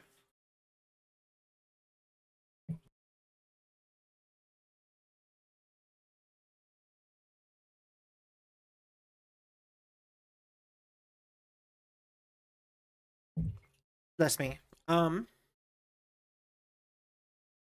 yeah. I saw. I tweeted about this on Blue Sky. Have you guys heard of the movie The Life and Adventures of Santa Claus? That was like, I remember really liking that. I remember really liking that Christmas movie, but when I actually went and watched it again, it was kind of bad. I remember liking it because it was like almost like a high fantasy take on Christmas, like the Christmas mythology. Like Santa was raised by fairies, and the guardian of the forest was like the Great Auk, and he was like a god or something, and he had like wings, and he was like a birdman kind of with a big beard, and it had some terrible songs in it. All the songs in it were awful. But the actual story stuff was really interesting. It apparently the original story was written by the creator, the same author as The Wizard of Oz, and takes place in the same universe as Wizard of Oz, apparently. The poster. What does that have to do with Christmas? Or it's not a monkey, it's a pixie. Yep, that is their version of a pixie. Here, hold on. I will pull it up on stream. But yeah, no, I'm talking about the 2000s movie.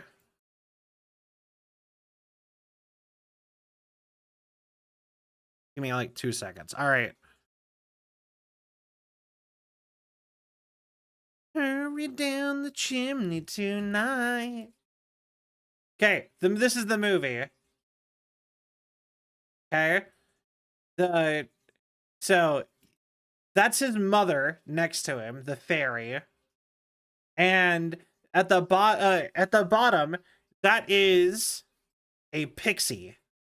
And pixies are a type of fairy who live farther away, like do not live in whatever region Santa lives in and grew up in with the fairies.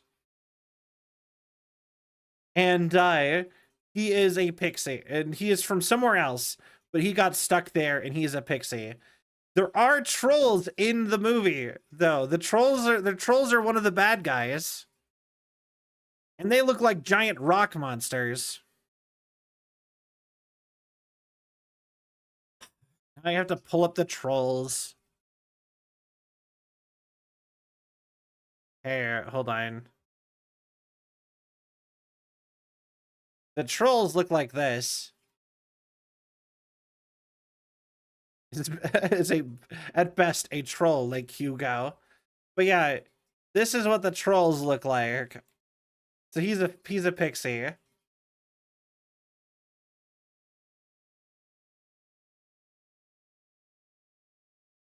You know, but it is such a weird movie. And the reason, okay, and there's a bunch of interesting stuff. Like the reason Santa is raised by fairies is because he was originally adopted by a lioness and was supposed to be adopted by a lion. And they like the fairy was like, "You can't raise a human. Can I do it?" And the lion's just like, "Oh, okay." And same species can have so many different looks. I agree. But yeah, no, this is created by the same person as The Wizard of Oz. And it's in the same universe. Santa has a pet cat that gains immortality the same as he does.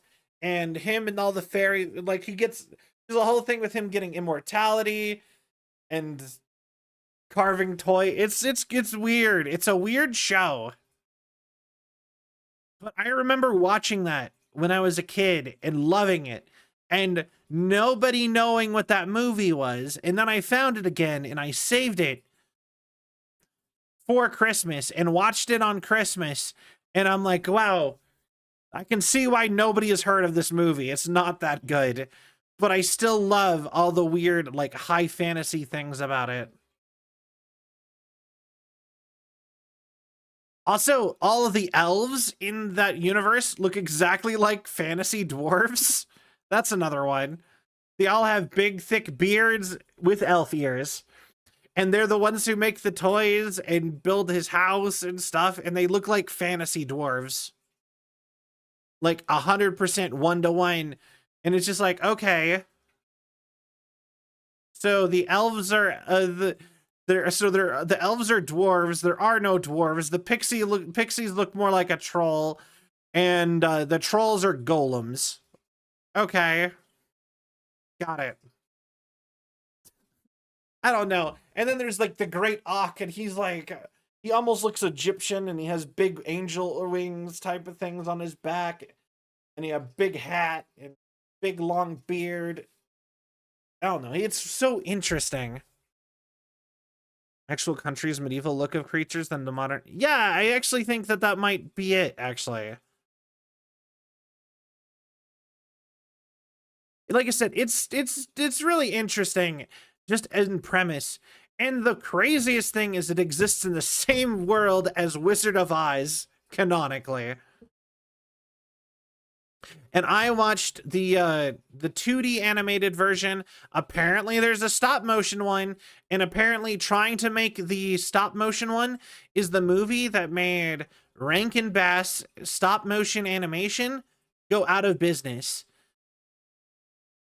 They released it and it did so poorly, like unlike Rudolph the Red-Nosed Reindeer and all the other ones. If you remember Rankin Bass animations, they're like super classic. Heat Miser, Freeze Miser.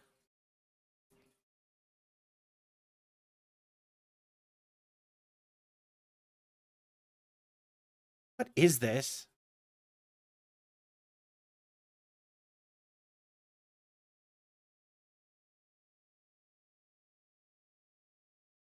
Anyway. Anyways, it was just super interesting. But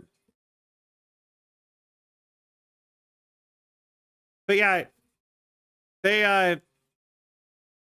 anyway, yeah, it was just super interesting. It's got a bunch of stuff. Apparently it's the movie that killed Rankin Bass animation, so that's the reason we don't have any more stop motion animated Christmas movies. And it's just like, but apparently there's a stop motion version of it, and I've never seen it. Whisk the pixie looks so off-putting and disgusting in it. I hate how he looks in maybe not disgusting. He looks so off-putting to me. He's so cute in the 2D one, but in the stop motion he just kind of looks gross. I don't know. It's interesting. And I want to know, I do really want to know more about it all. The Life and Adventures of Santa Claus. Like I said, I kind of want to read the book now. But I don't know if I care enough. All I know is it's a high fantasy Santa Claus story, and like nobody I know has ever heard of it.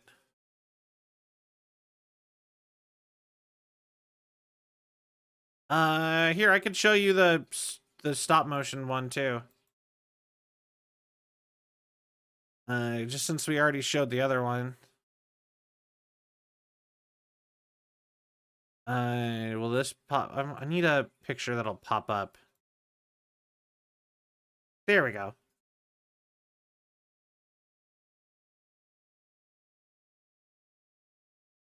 Something I do find interesting.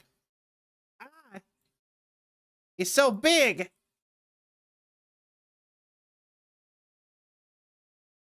Okay, this is the stop motion one. Like I said, 1902, that's it. Yeah, no, it's one of the, it was written at the same time as Wizard of Oz. Wizard of Oz was written at the turn of the century. It's by the same author as Wizard of Oz. Once again, that is a troll. That is a pixie. His name is Whisk.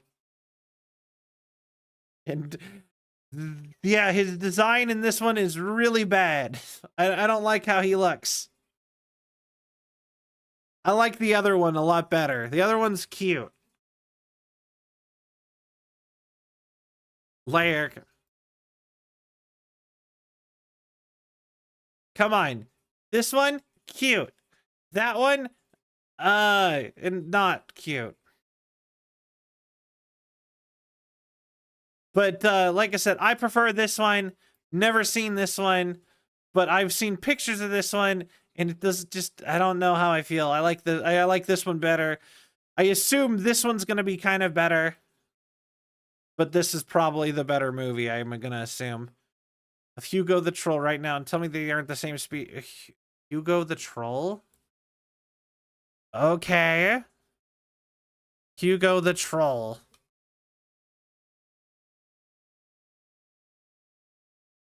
I have never seen this character before in my life. Okay, Hugo the Troll. I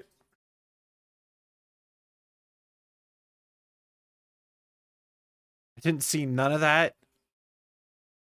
You know what? That's fair. Like I said, I have never seen this character before in my life. But I will say this character does look like Whisk, the troll, the pixie from The Life and Adventures of Santa Claus.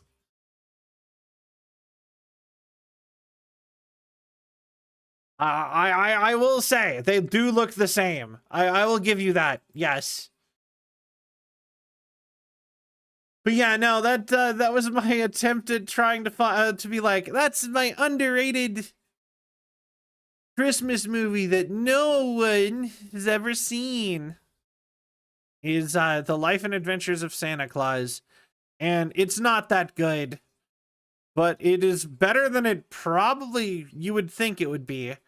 And Santa Claus is voiced by, yeah, you got me. I'll give you that. Oh, we sure haven't seen it. You got us there. Okay. But yeah, also, Santa Claus in that is voiced by Jim Cummings, the same voice actor as Winnie the Pooh and Tigger and like Pete from Mickey Mouse and so many other major characters. And Whisk is voiced by Mr. Cracker from Fairly Odd Parents, and I assume other things too. Oh wait, he was actually he was one of the Toads. He was multiple Toads in the Super Mario Bros. Movie. That's kind of great. What else is it? Winslow from Cat Dog. Ricochet from Mucha Lucha. Rocco from Rocco's Modern Life. Huh. That's actually really interesting. Anyway. The Super Mario Brothers movie actually was really good, and it had a couple Toads. Ultimate! Thank you for the follow! Welcome to the Selfie Legion. I hope you have a cell of a time. Who else did this movie have? It had a bunch of people that I thought it was really interesting. Oh, it had Maurice LaMarche. Maurice LaMarche was a bunch of characters in Futurama. He's also Yosemite Sam. I didn't know he was Yosemite Sam. Maurice LaMarche, the brain from Animaniacs. That's a big one for him, actually. I think that's enough for him. Hi. Thank you for the hydrate. I will do that. I have not thought of Mucha Lucha in a long... Me either, to be fair. I just knew the show.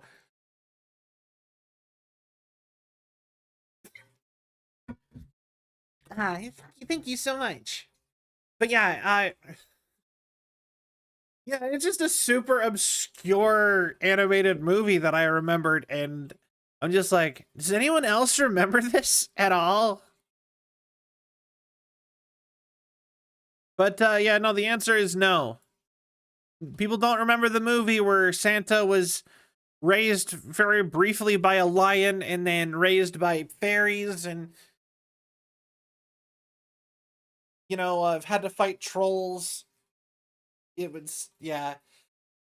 Thank you for the stretch. I'll do that too. But yeah, it's yeah, it is a it's a weird movie.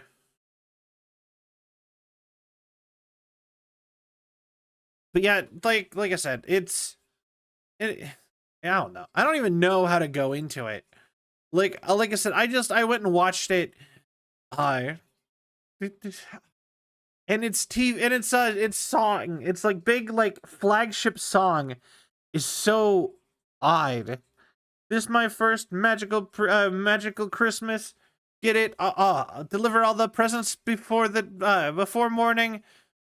Giving out them all to all the children. Sleigh ride.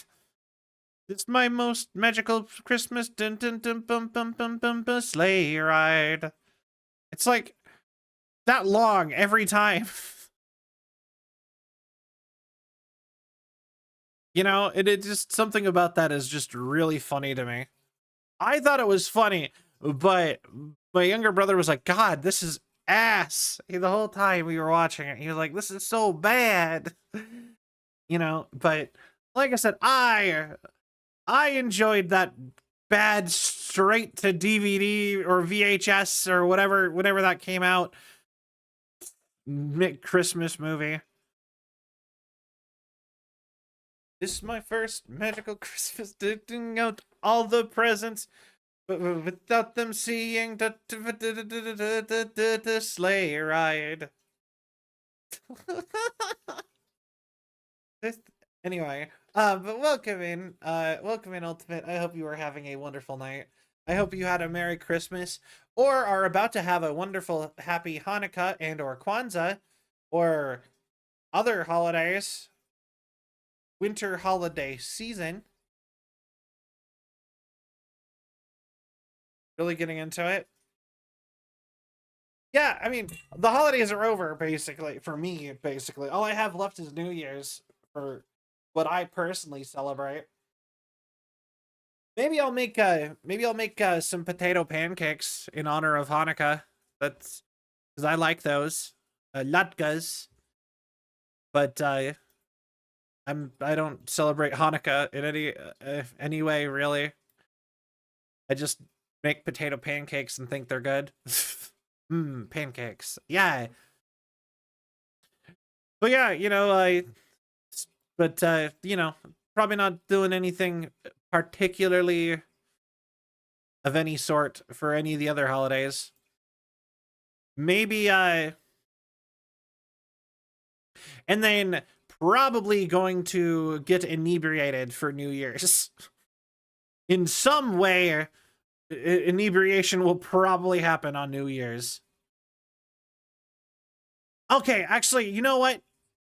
Here's a holiday. Since just talking about holidays again. Holiday controversial opinion. Eggnog tastes like toothpaste. I don't like eggnog.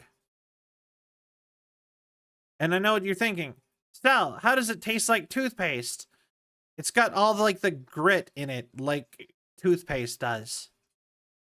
Every time I've ever had eggnog, it's got like particles in it. And I know people who drink it constantly the entirety of like December and January. And I don't get it. It has particles in it that just make me think of toothpaste. And I'm just like, why do people drink this? You know what? You 100% can have my eggnog, LaShawn. So eggnog, what is egg? I assume, yeah, I also assume it has egg in it. Eggnog.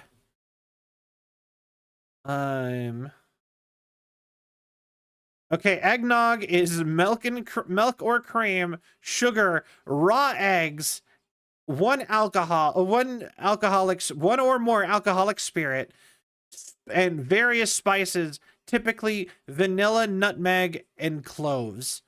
So it's basically you just put alcohol in the stuff you use to make French toast.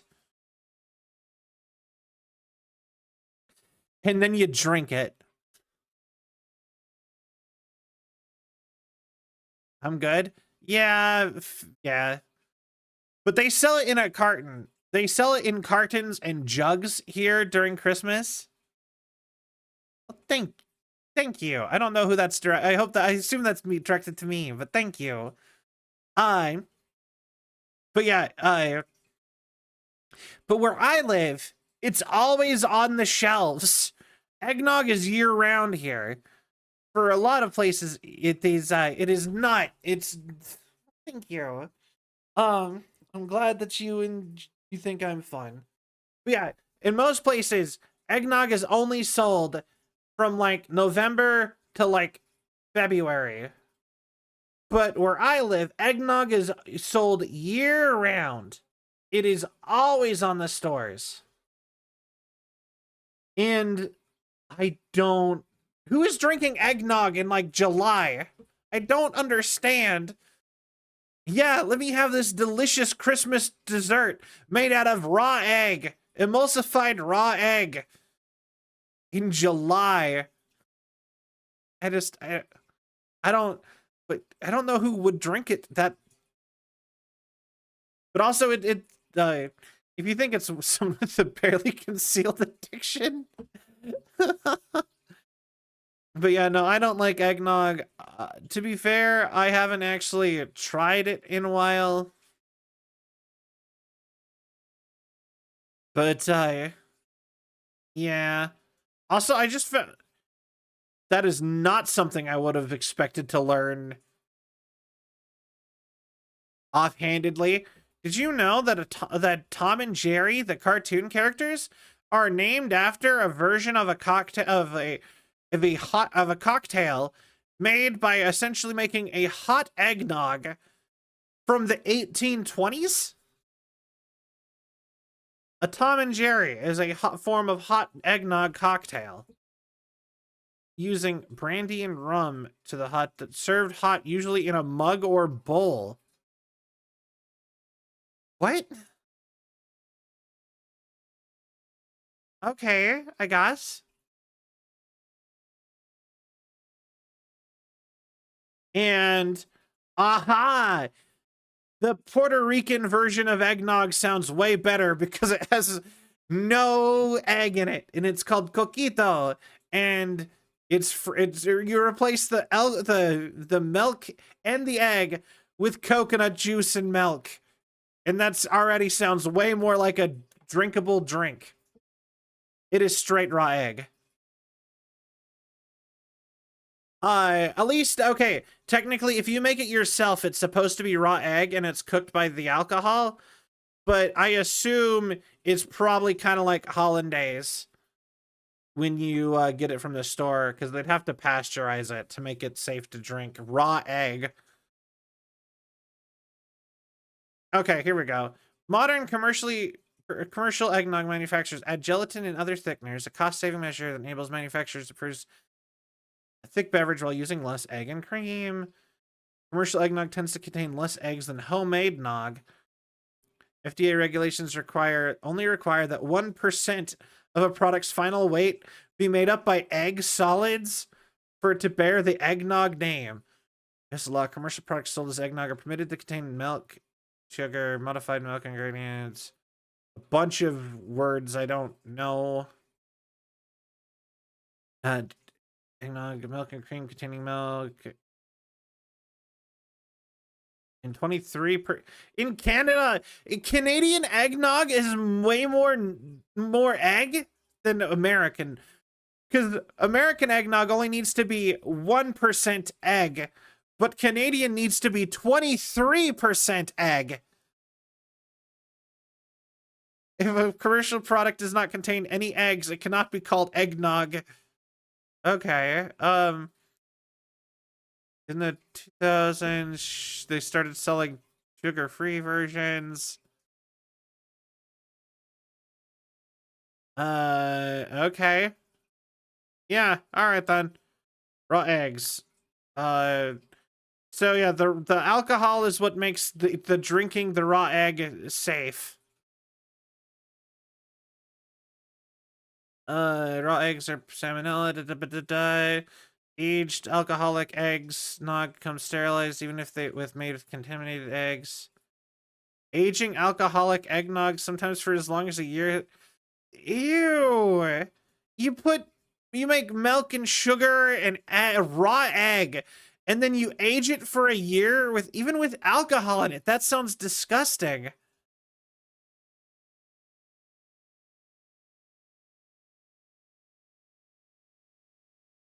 Apparently the typical oh my god, in 2010 they did a research on it and discovered that the typical level of alcohol put in to eggnog will kill all bacteria within 3 weeks.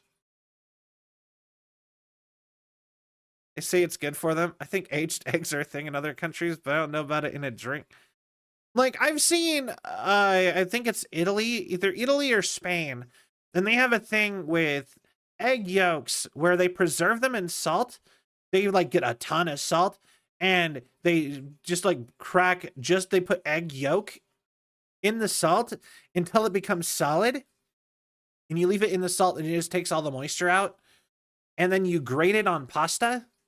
You don't have to cook it or anything. They just grate, and they age those.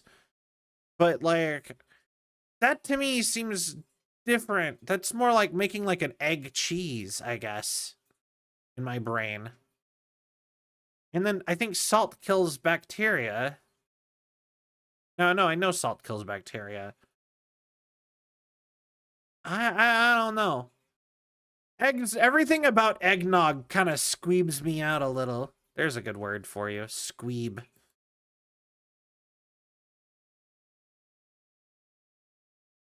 I think China also had 100-year-old. Yeah, I've seen those. They're like black. I don't think I can do that. I know it's supposed to be good for you, but I cannot eat the unborn baby ducks or whatever. I cannot. I might eat the black egg. I guess that one's more acceptable to my brain. But I would be so scared. That's like, and I'm usually really good with food. Usually I'm not afraid of food. I'll eat whatever. I actively want to eat a couple kinds of bugs. Like, there's this type of bamboo worm that eats bamboo. It's kind of like a termite. And in Southeast Asia, they deep fry them. And they're like a treat. And they supposedly taste really good. They have the texture of a Cheeto and taste like green onion. And I'm like, I would actually try that. And that does not bother me as a concept. But like an egg that has been like, but an egg that you aged for a long time and is black on the inside now. I don't know. Something about that's kind of like, I don't know. I would try it. Ash quicklime. I guess it'd be kind of like eating lutefisk. Lutefisk. Although, lutefisk, that's also kind of a scary food. Yeah, let's just preserve shark in poison and eat it. After so long.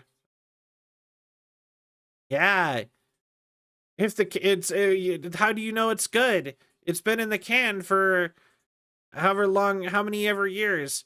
Did the can explode? No. Then it's okay to eat. Lutefisk. At least that's what I've always been told with lutefisk.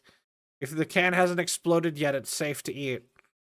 And it'll sit in, like, the can will be all, like, bulged out and not sitting flat.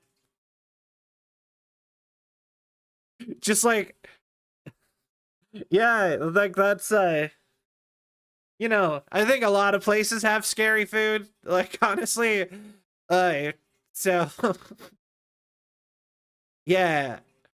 I weirdly... Okay, I question lutefisk or Strawming, Bloodsteak, Mommy. I actually don't think America has that many scary foods, now that I think about it. Like, what would be the scary food for America? I'm probably too connected to America to actually know what the scary food for America would be. Kinder Eggs? Okay, to be fair, Kinder Eggs aren't scary here. We have versions of Kinder Eggs. The thing is that if they had been invented here and marketed for a long time, the issue with Kinder Eggs is they're afraid that a bunch of people who don't know what they are will see them and be like, ooh, candy, and pop the whole thing in their mouth or take an immediate big bite and break their teeth, or worse yet, eat the toy inside. And the thing is that I feel like when they were first introduced in Europe, that would have been a concern there too. Or it should have been, probably. But at this point, everyone knows what a Kinder Egg in Europe is.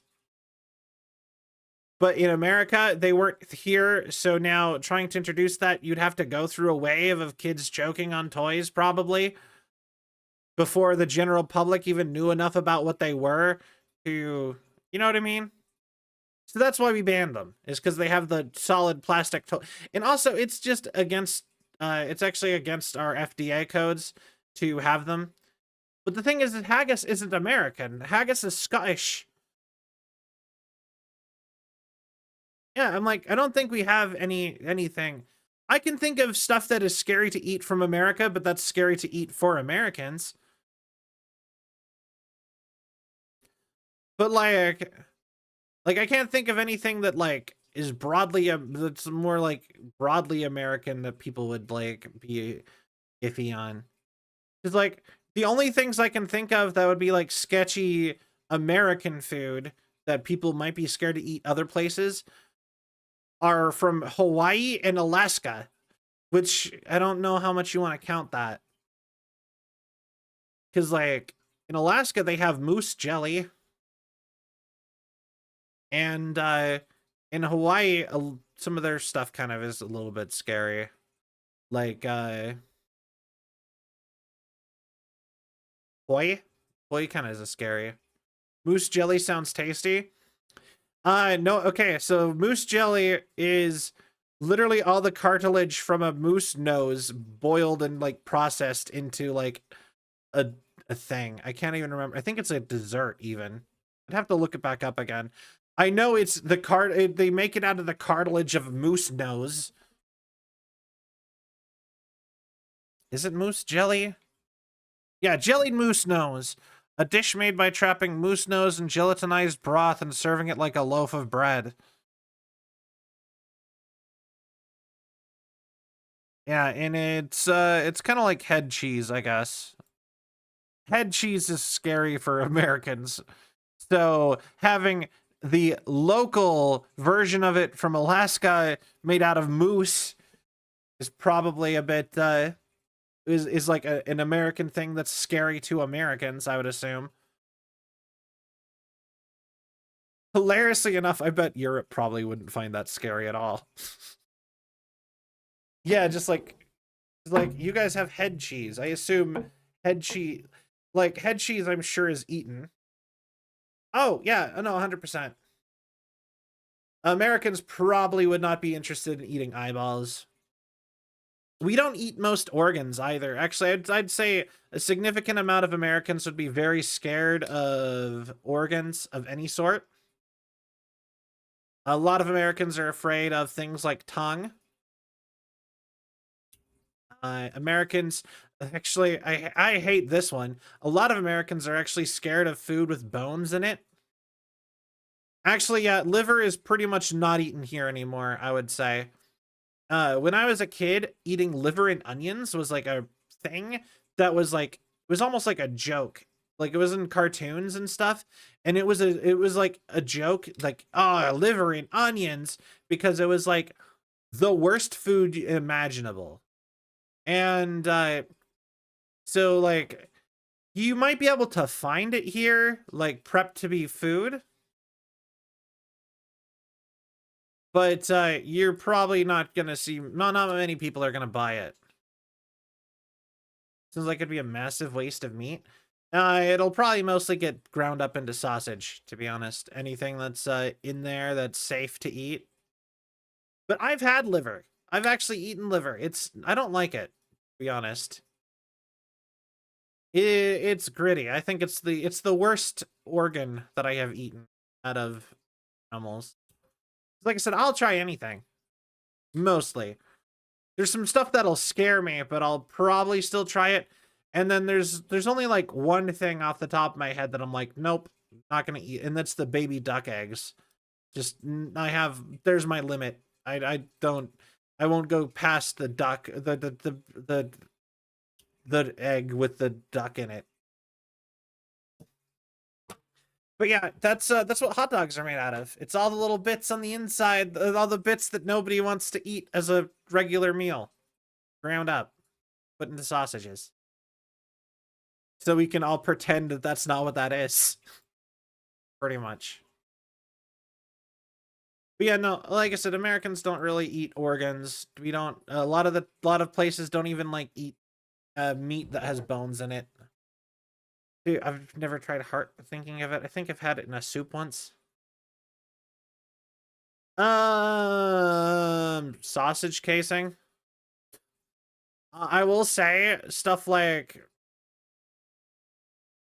I feel like hearts are probably, weirdly enough, a more acceptable thing to eat here.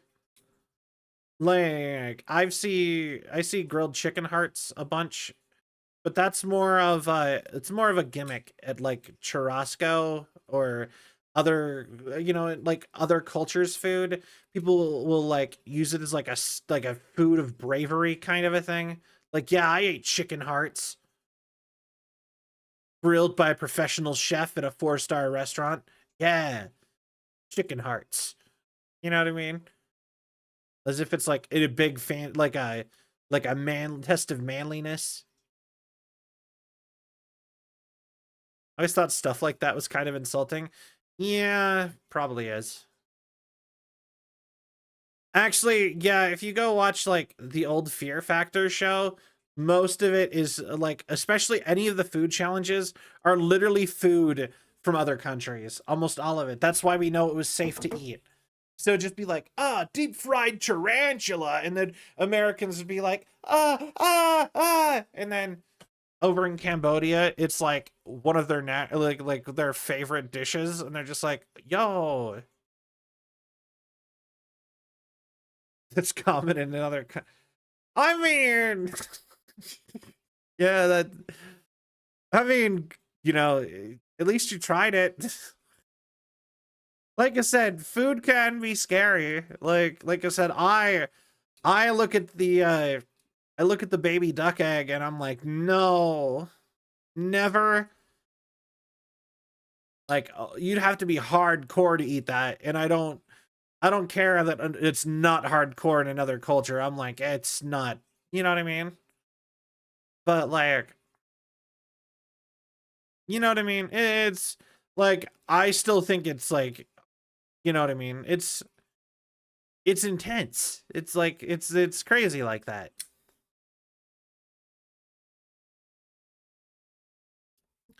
But yeah, no, there's a bunch of stuff like that. It's totally, I never eat tarantula, but that's not because I don't eat insects. I've eaten ants, but because of my arachnophobia. People have limits. Yeah. Hilariously enough, I feel like, I don't know. Would I be like, I have arachnophobia too. I'm like, could I eat a tarantula? It was like deep fried and unrecognizable, maybe.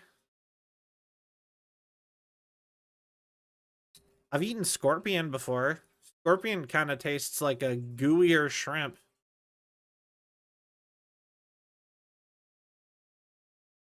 This is a weird conversation to have gotten onto.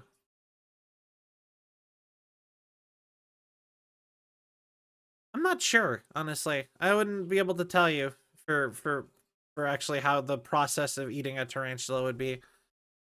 They eat them in Cambodia. That's the only thing I know, is that it's a common dish in Cambodia. I assume because they must have that many tarantulas. Makes me question if I want to go to Cambodia with my severe arachnophobia. If they're just like, well, not even that severe. With my arachnophobia, I'm just like, do I ever want to go there if they have so many tarantulas that they want to eat, that they're eating them? Like, that's a common thing to eat, is tarantula? If a place is eating their local spider, they probably have too many of that spider. You know what I mean? That's the only thing I can assume, right? So, makes me go, maybe I don't want to go there. But then again, Angkor Wat's really cool. I know Angkor Wat's from Cambodia. I've seen pictures of Angkor Wat. If you've ever seen like those movies where they're in like the jungle and there's like they're like cutting out like a temple out of the jungle, if I remember right, I think that's what the Angkor Wat is, like literally that, because it's like a Hindu temple. I believe it's Hindu. It could be something else. Don't. I'm not that researched on this, so please don't like. But yeah, then that's like, I believe like huge hunks of like that temple were like eaten by the jungle, and they've been cutting the jungle back, and it's not even completely uncovered. So they're still finding more temple and like clearing it out and making it accessible. And it's like a whole thing that's been going on for decades. Our spiders are tiny. Big spiders in Australia. That's how I felt visiting the States. It's like, really?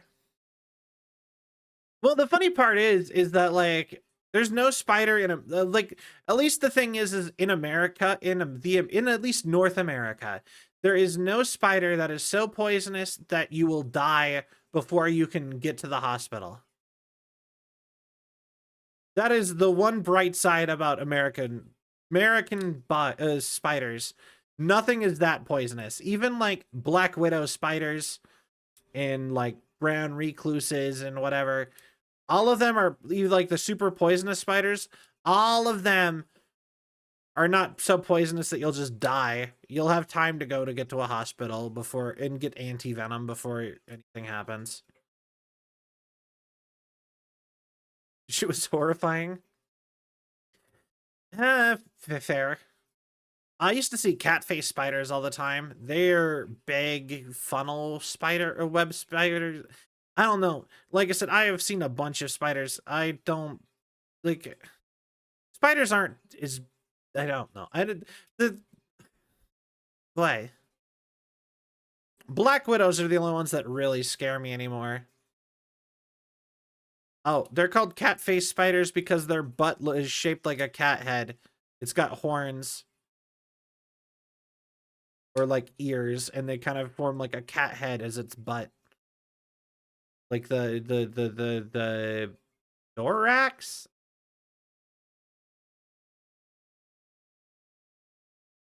But yeah. And like I said, I'm not really afraid. To toss back, I'm not really afraid of food. For the most part, I'll eat whatever. I have one soft limit, which is the egg.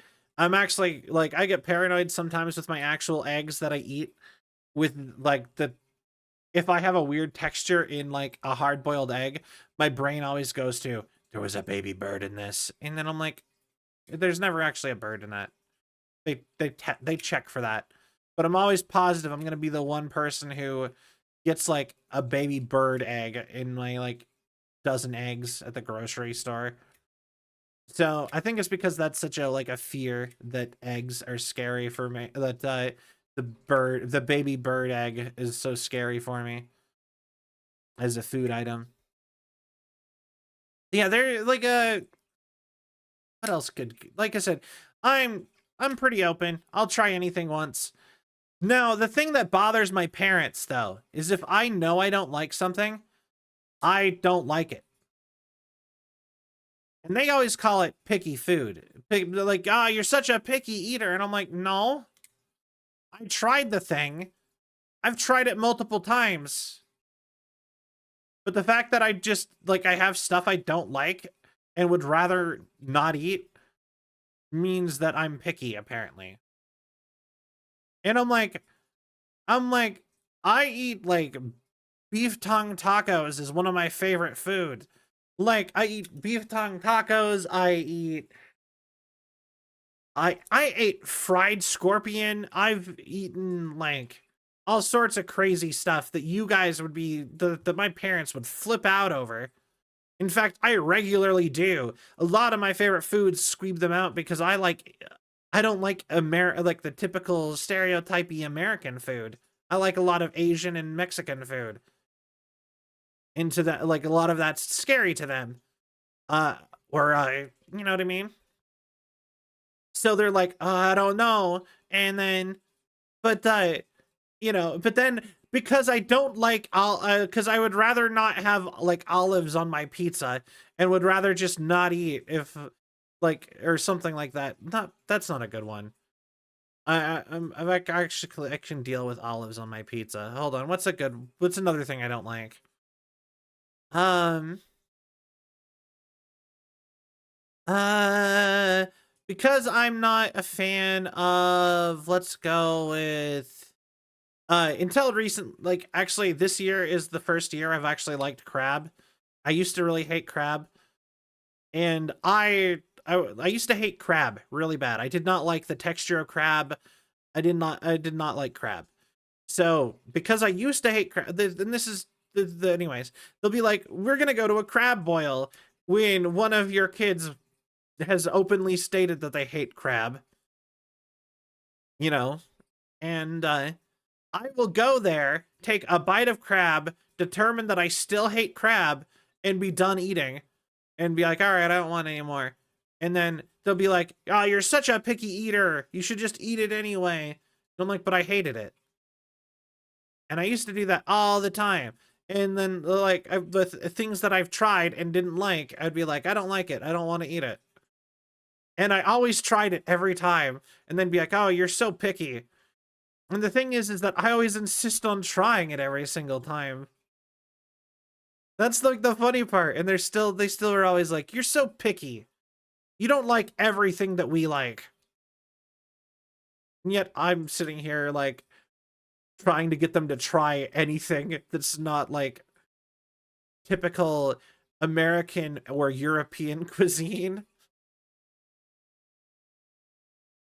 Anyway, it's funny.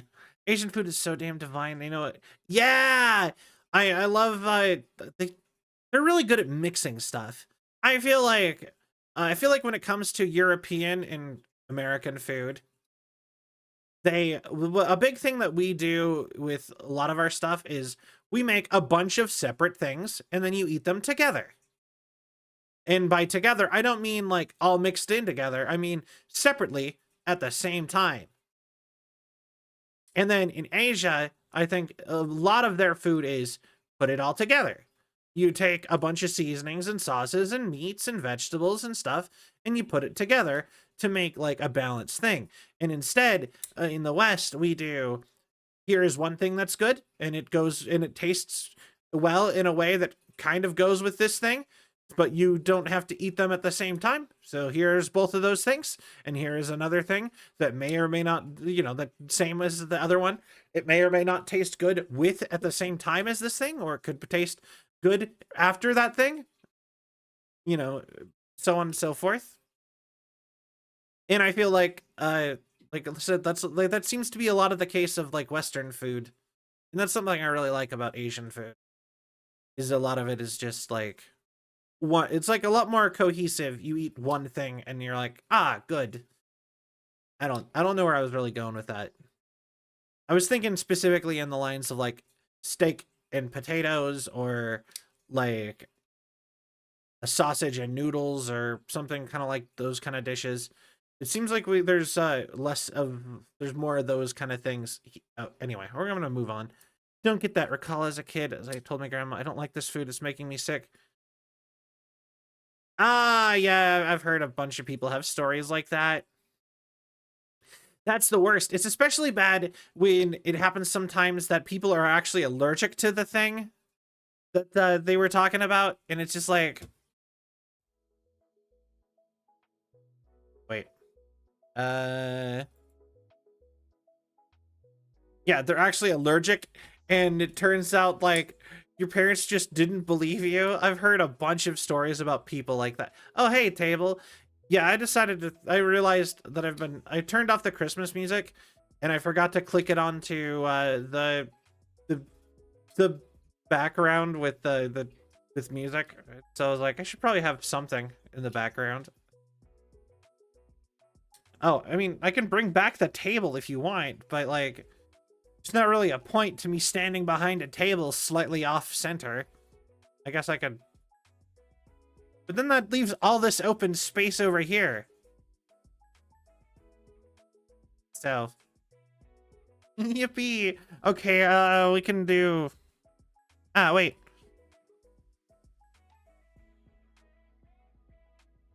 There. Oh, so yeah, holidays kind of got picked up, and so it's been hard to pin down my next guests for Sullivanite. So sometime in like the next week or so, I'm probably gonna announce the next one, and we're gonna do our everybody pitch in questions, and I have the next two lined up for sure.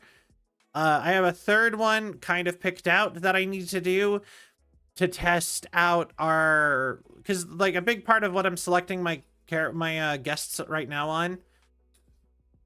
Yeah, everybody's busy being in food comas and exactly. So yeah, sometime after New Year's, I'll probably announce the first guest back for more Sullivanite and continue that going. But yeah, like I said, I have the next two guests ready, basically, to go. They already agreed. We just need to actually schedule a day. And then I have a third guest picked out that I need to talk to.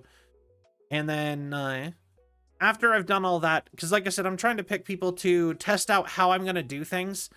And I want it to be friends of mine who I do these tests with, so that if in case like we have to do a bunch of troubleshooting, I can get it figured out with my friends before I invite people I don't know as well. But after that third person, we are gonna start inviting people who are not in my immediate friend group. So I'll start inviting people I know a little bit less well, or people who I don't even know, as a way to try to get to know people. It'll be great. Like I said, I'm really looking forward to that, and I'm gonna start trying to like up how I'm doing that. I will say the only group of people that I'm unsure about how I would do and have as a guest is PNG tubers. Like, I'm not opposed to PNG tubers. Part of me feels like it would be I don't know. I feel like it would be less entertaining to watch to have a PNG. You know what I mean? Like I love PNG tubers. I'm not against them in any way. I'm just more like, how would that work? Because like a collab like makes sense. They just sit in the corner. They sit next to you, like the same as the Foogies, and it's just like, haha. And I get how they work in a solo stream. You know what? I guess I'm probably just overthinking it. Anyway. Boy. All right. I think this is probably a good time to probably wrap up. I've been going for 4.5 hours of a just chatting stream. I told you guys I could very easily do a full just chatting stream. Personalities that we're really here for in the end, so I think it could. Yeah, exactly. And like, so yeah, it probably wouldn't be that hard. I'm probably overthinking it. But I wonder if I should have to do the throw in the PNG tubers in my testing phase of. I guess I probably should, huh? And sadly, I immediately already know who the PNG tuber I would have to invite is. Who has to get first dibs on PNG tuber? But anyway, I will, like you said, time really had a good yay. So yeah, we should be live again soon.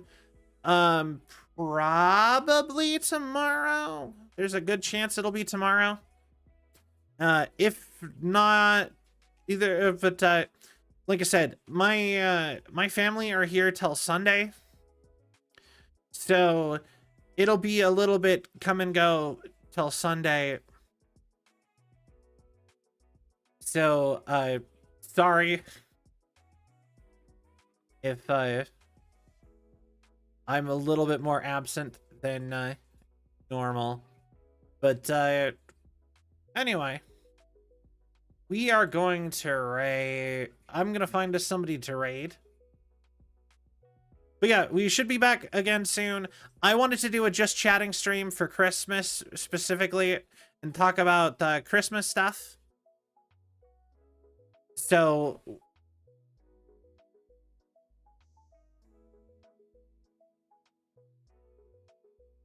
I should double check that they are cool to raid. Gonna be on for a minute. All